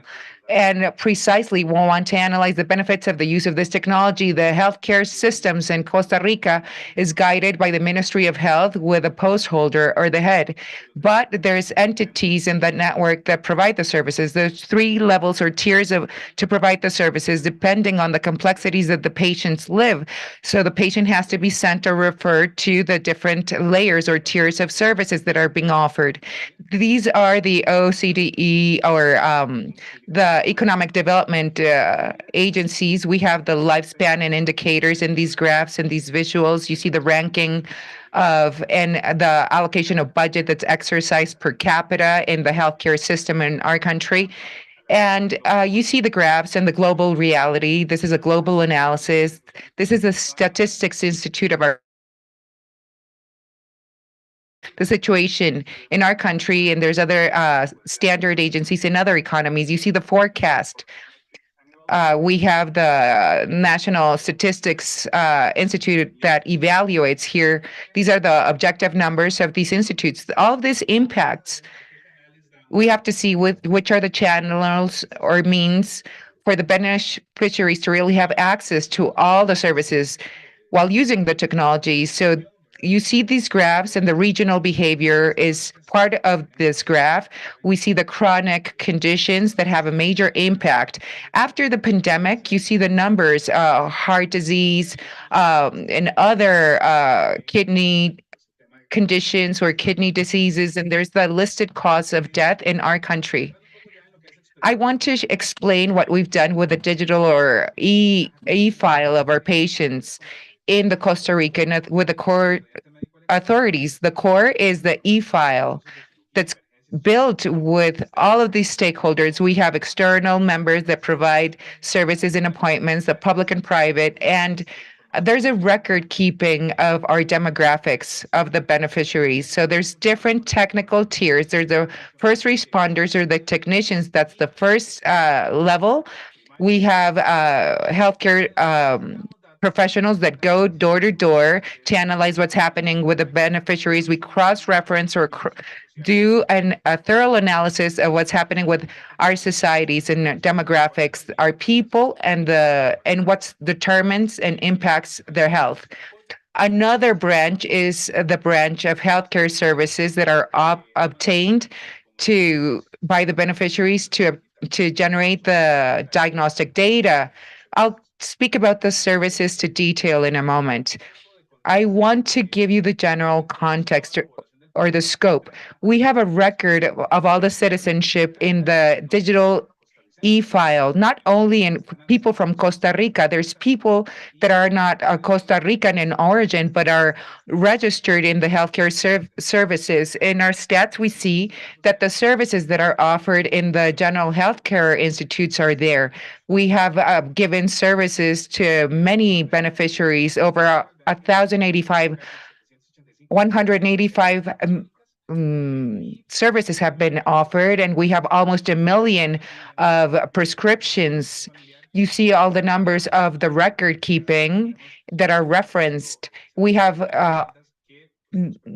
offered many services to over 1 million households. You have the whole scheme. We have the basic services at the primary centers that are subdivided into different disciplines. There's second tier, third tiers of services offered in the whole national hospital network and in other fields of expertise. The digital file has been created by the Costa Rican Social Security authorities. They kicked off the implementation of the digital file in 2012. That's the first phase, and that's the first tier of services. In a very important moment back in 2013, our country enacted a law in which we started implementing the creation of the digital file as a solution, and we had to comply with the terms, the time frame. And by 2018, we had to use the clinical file or the e-file at a national level. So the creation of the medical electronic file was a system that's developed with technology to properly administrate what's happening, and it impacts many disciplines or many areas. In our case, It's clear and evident that we had to develop a software solution, use a proper hardware, implement it at a local scale. I'll show you the different phases of our project. We had to draft the law and legislate. Article 32nd of our internal law for the Ministry of Health. In the wording, it enshrined that we had to use a specific pen to populate the forms to receive a benefit. So what was key for us was to also train our professionals to go through that learning curve and use the information properly. I'll explain how we built the strategy to continue the progress of our project. We went from the most simple steps to the most complex processes in all the levels, first, second, third level. And we migrated our services to the third level of services, achieving a high level of expertise based on that strategy. That strategy enabled us to learn what was happening in the services or in the network that had to face less level or a level of less complexity. This is the whole structure and the block of services. For first level, scheduling an appointment, the family file, the case, and the prescription drugs. They were built block by block. We have the block of services that are offered when there's an urgent case, admission, surgeries. The second block, external services or appointments. And the third block, we built all of that to achieve the whole process under specific logistics to build indicators based on the source of hard data. And the source of that information is the hospital network. These pictures are some of the pictures that lead us to understand how our networks facilities or the infrastructure looked like. Now we've centralized everything, so any member that works in the field of health can have access to the information. So we have to develop and build the proper infrastructure at all levels, at local level. The Social Security authorities in Costa Rica had to create them this digital file for the nation. We had to pay visits to the section or region of Tortuguero. The only means to reach that zone called El Tortuguero in Costa Rica is via boat. We had to get ourselves ready to go and pay visits to these zones of our country to improve. We created the family registry, and we had to take to this field visits our mobile iPads to keep a record and find ways to adapt this new technology and properly use it. With these iPads, our government officials could even take geolocations and take numbers of where our beneficiaries live in their houses.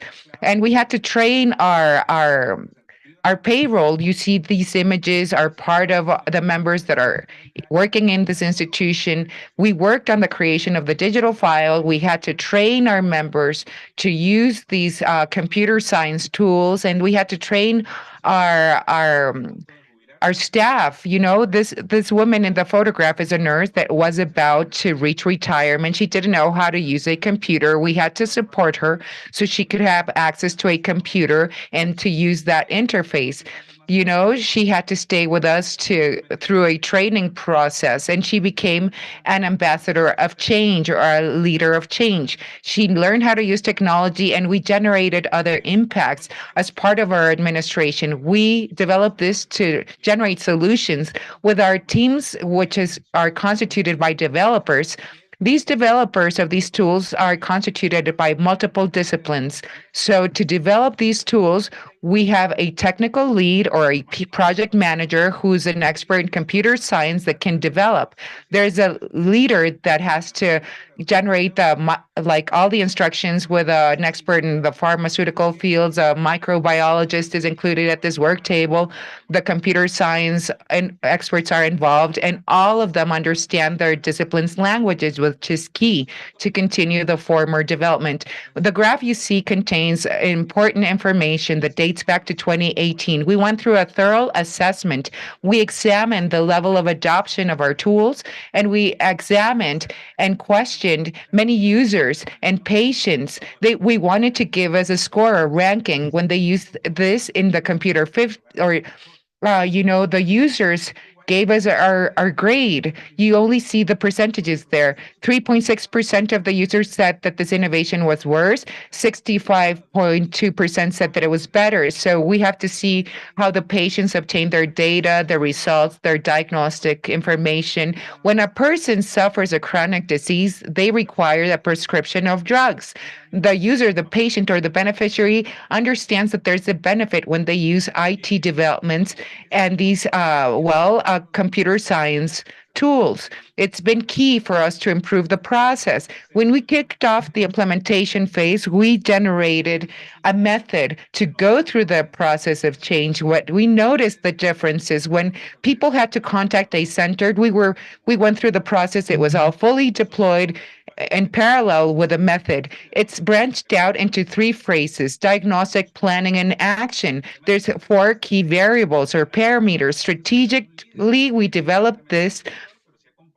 The leaders of each phase of the process had to monitor what was happening with the implementation of this IT developments. We had to train our people, as I've said before, and we had to communicate our project under a strategy which was critical to implement it properly. And what's clear to us is that we had to guarantee that this process was sustainable in a time frame, and the beneficiaries would receive the services offered by the healthcare service authorities. So this all led us to phase a change, and we had to guarantee that the clinical e-file was working properly. Now, here you have some pictures that were taken many years ago of a team, a multidisciplinary team of members that had to work and understand the different characteristics of the whole concept. It was multidisciplinary. We had the proper leaders at that work table. We built a communication strategy.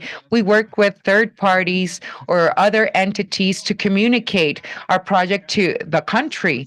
We needed to achieve this communication with clarity. We had to analyze the problems thoroughly, and the beneficiaries had to be properly informed with this communication, which made the implementation process easier. We went through change management, and we built this great network. We constituted a solid network with the Costa Rican authorities, which our institute has over 6,000 in personnel or in staff.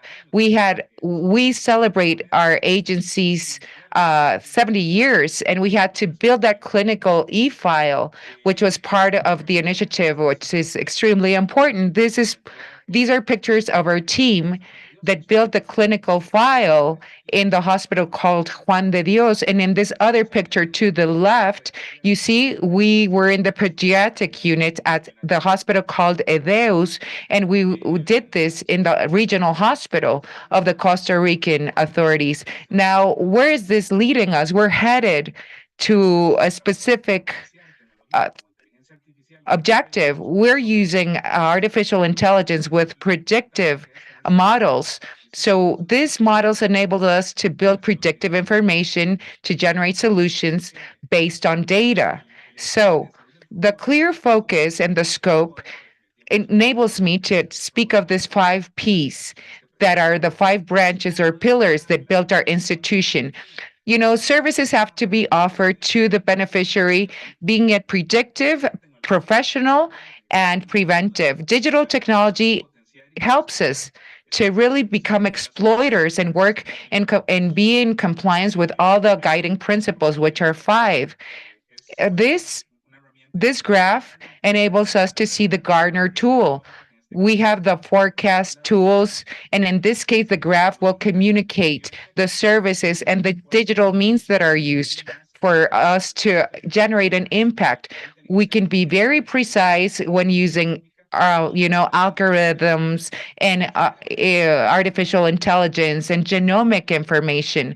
You see the graph and the data that's used by the Costa Rican authorities. So later on, based on this objective data, we can go through the decision-making process to benefit the citizenship, and we make it all personal. This is our mobile app. This is the interface called Edus, which is the app that's downloaded by the Costa Rican citizenship that's been created by the Costa Rican Social Security authorities. It has many functions. So the user of this interface really is empowered. It's user friendly. So at the tip of their fingers, they have access to medications, appointments, vaccines. They can register their signs if they suffer from high blood pressure. The patient can have control of these warning signs through the EDUS platform or app. I will show you this interface, and in the last 3 minutes I have to explain what we've done as part of my presentation. This tool is what we're using currently to generate and trigger the proper use of data. Okay. This is one of the tools or sites that we have. This tool enables us to generate a survey through the authorities of Costa Rica, and we have a catalog or categories.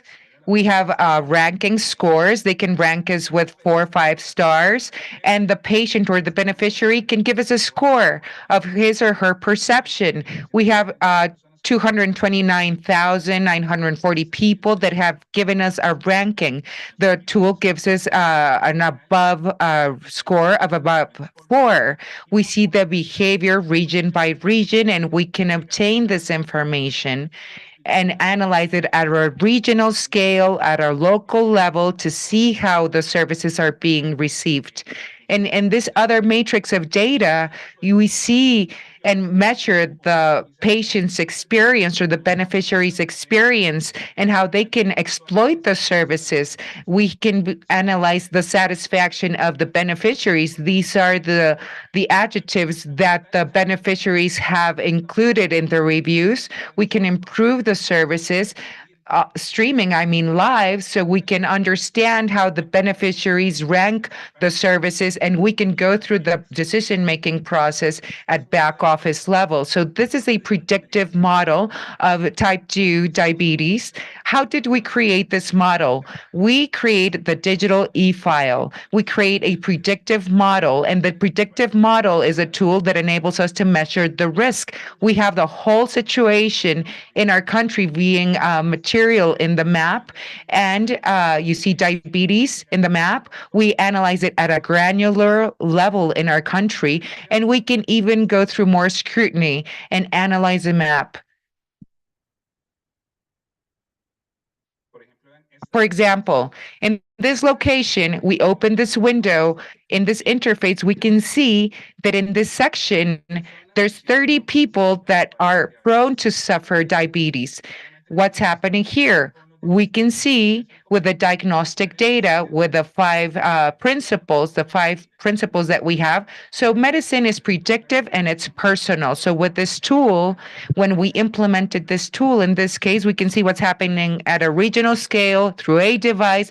We know that in that region, there's 425 people that can suffer diabetes. That's 2.2% of the population. So with these tools, we can go through a decision-making process and draft public policy at a country or nation level. We can prevent and decide timely of what to do with our population. I mean, we can provide services not just for those who already suffer the condition, but we can prevent and draft and prevent.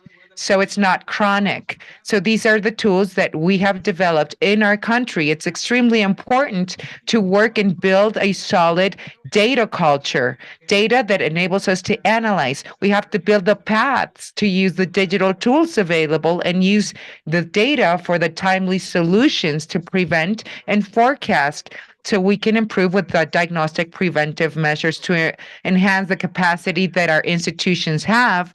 I consumed all my time, but I apologize. That's the ideas that I wanted to share with you today. Thank you for your attention.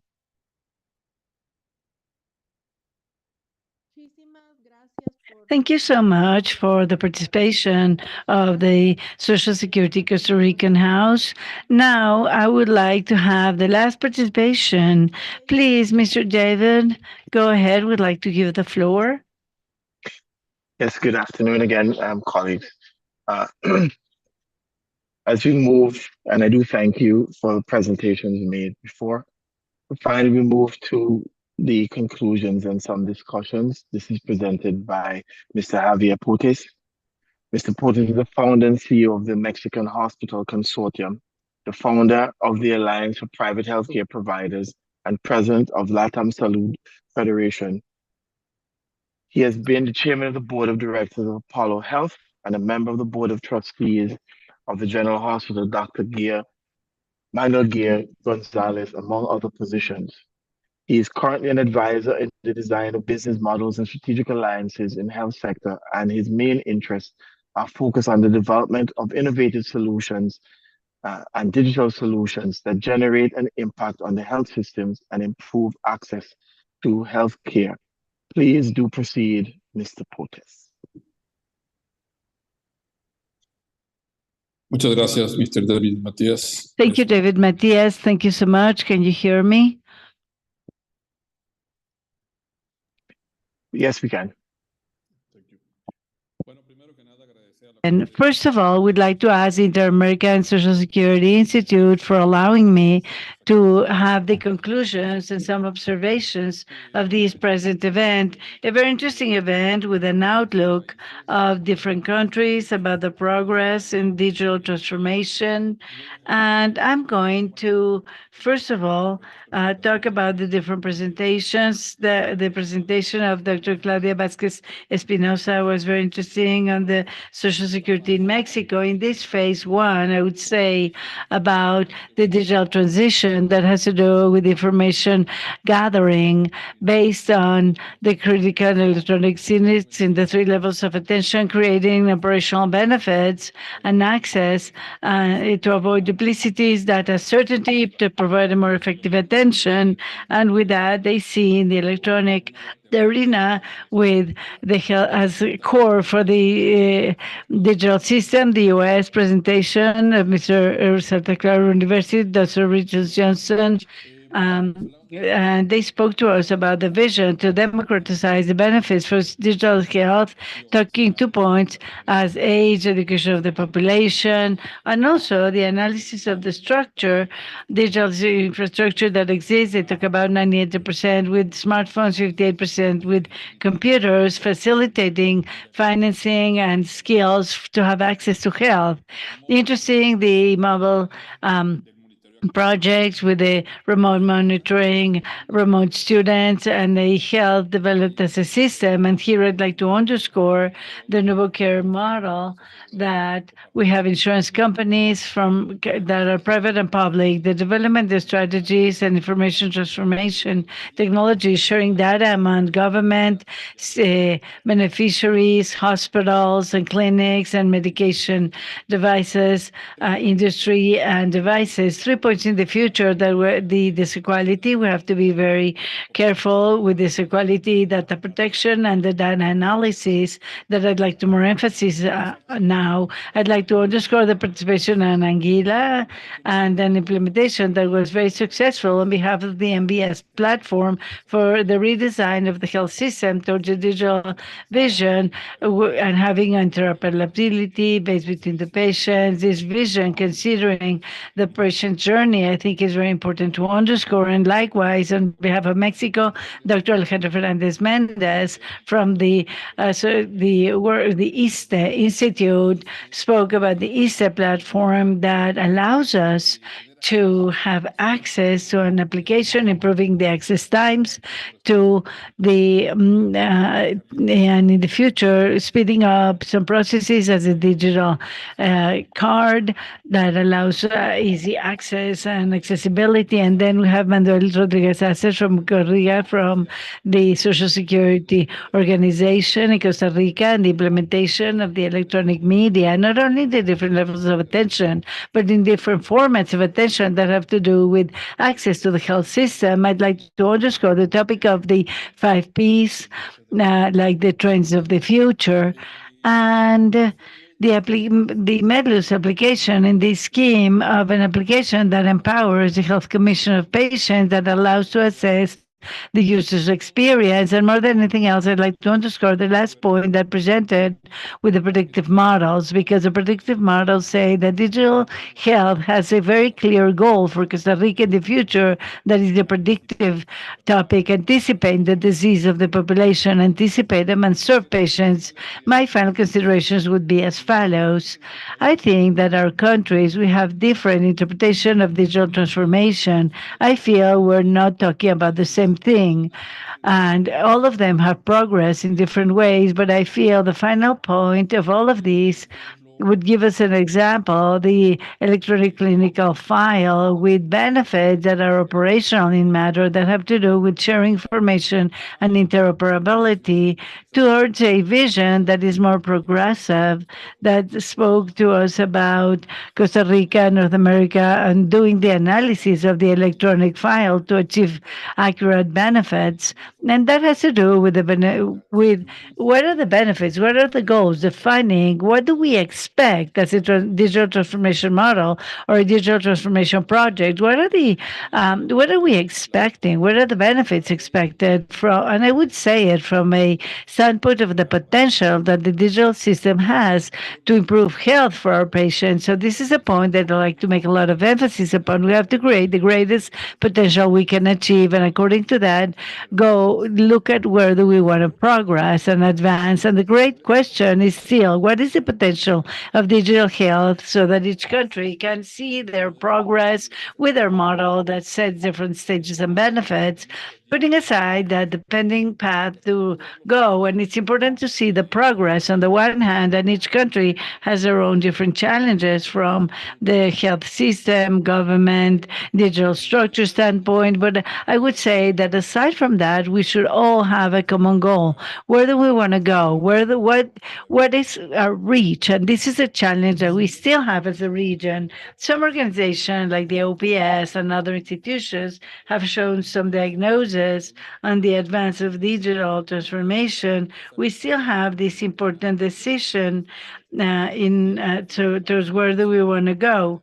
And we have to define the indicators to see in this digital transformation. So now, what is the goal that we want? What is the implementation strategy, change management, leadership? In Costa Rica, it's interesting what they say. I'd like to underscore gathering the information as Mexico has done it, and the Social Security, and as done by Anguilla also in the United States. Information security is an important topic that we have to talk about, and the design of services based on data analysis. And I think that what we still see with Costa Rica, and the last part of the presentation goes in that same sense, as a health service design based on the analysis.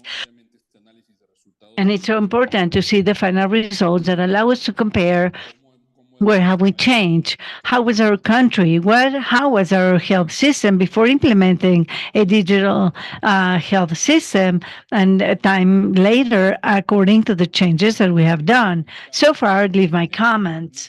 And I'd like to congratulate each and all the presenters. I think it's very interesting to see the efforts and the results being presented. And I would leave you the challenges. And so what it comes next? And then how can we start standardizing a joint view? And then what are the synergies? Thank you so much.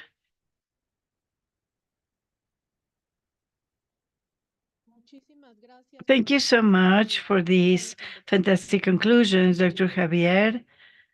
And so if you allow me to go to the questions, and I would like to transmit both videos and for the Social Security Institute and ISTE, because they were not be appreciated during the presentation. The clinical history has made possible the medical personnel have all the information of their patients in only one place. Wherever we look, technology has transformed the way we live. Nevertheless, the engine of this transformation is data. It's true, data that travels through technology.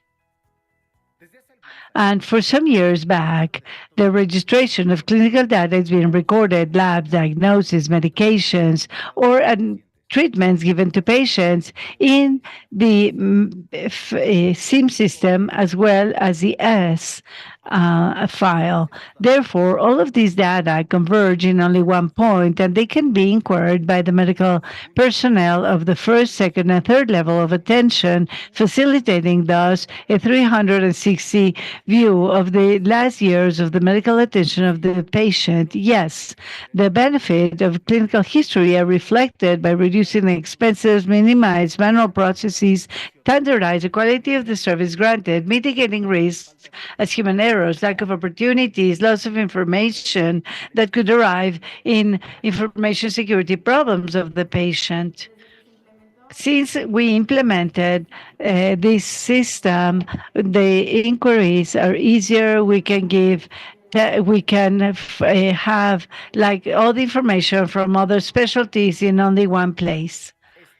And this is the relevance of data and its proper management so that together with technology and information, we can provide a better attention.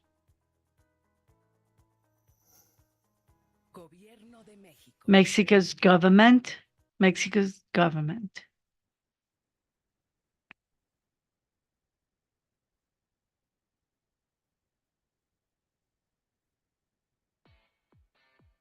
And now, Social Security Institute of the Workers of the State, ISSSTE. Hey, did you see? ISSSTE has a new app for you, your Assiste app. This is a medical inquiry in medical assistance anytime and from wherever you are. You'll be able to choose the time that suits you best within the 10 next working days. From your app, you'll be able to make an appointment for your beneficiary, inquire the appointments, and cancel your appointment if something happens. Everything in a fast and speedy manner. Get to know the app, use it. ISSSTE will help you. We are building a new ISSSTE. The new ISSSTE, we're building a new ISSSTE. Mexico government, the government of Mexico, ISSSTE. Thank you very much to IMSS and ISSSTE for your videos. We were able to appreciate them now. And please, Mr. David, go ahead. This is all we had pending on participations. All right, thank you. Thank you, colleagues. Thank you all for your attention this afternoon. We can only hope that the experiences shared this afternoon, shared today, will contribute to further reflections and the further development of our respective systems, as well as the management of our healthcare services. That is making them more efficient, safer, and ensuring the higher quality of care for our patients. And at this time, as well as to reduce operational burdens on healthcare personnel. I think at this time, if there are no burning questions coming from the panel or from participants, I could gladly bring the panel to a close. Thanking all for a wonderful afternoon.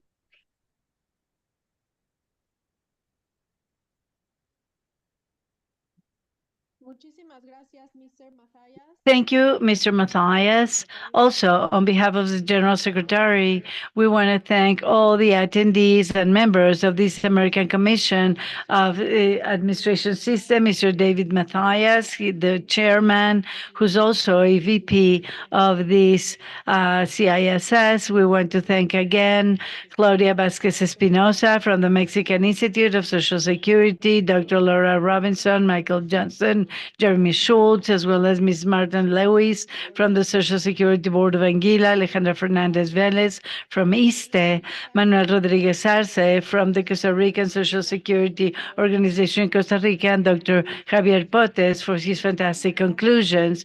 Thank you to each and every one of you that were with us, and thank you again to the members of ACAUSA.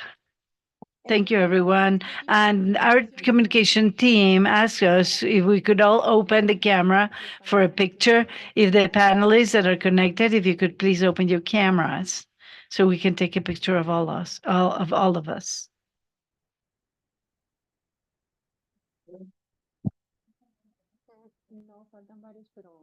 Several are still missing.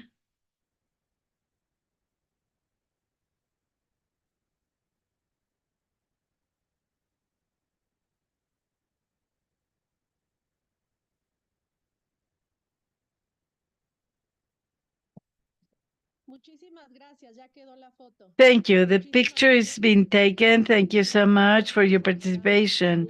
We hope to you at 9 with Mr. Stuart Haynes' keynote presentation. And thank you for everyone for being with us. And good afternoon. Good afternoon. Recording stopped.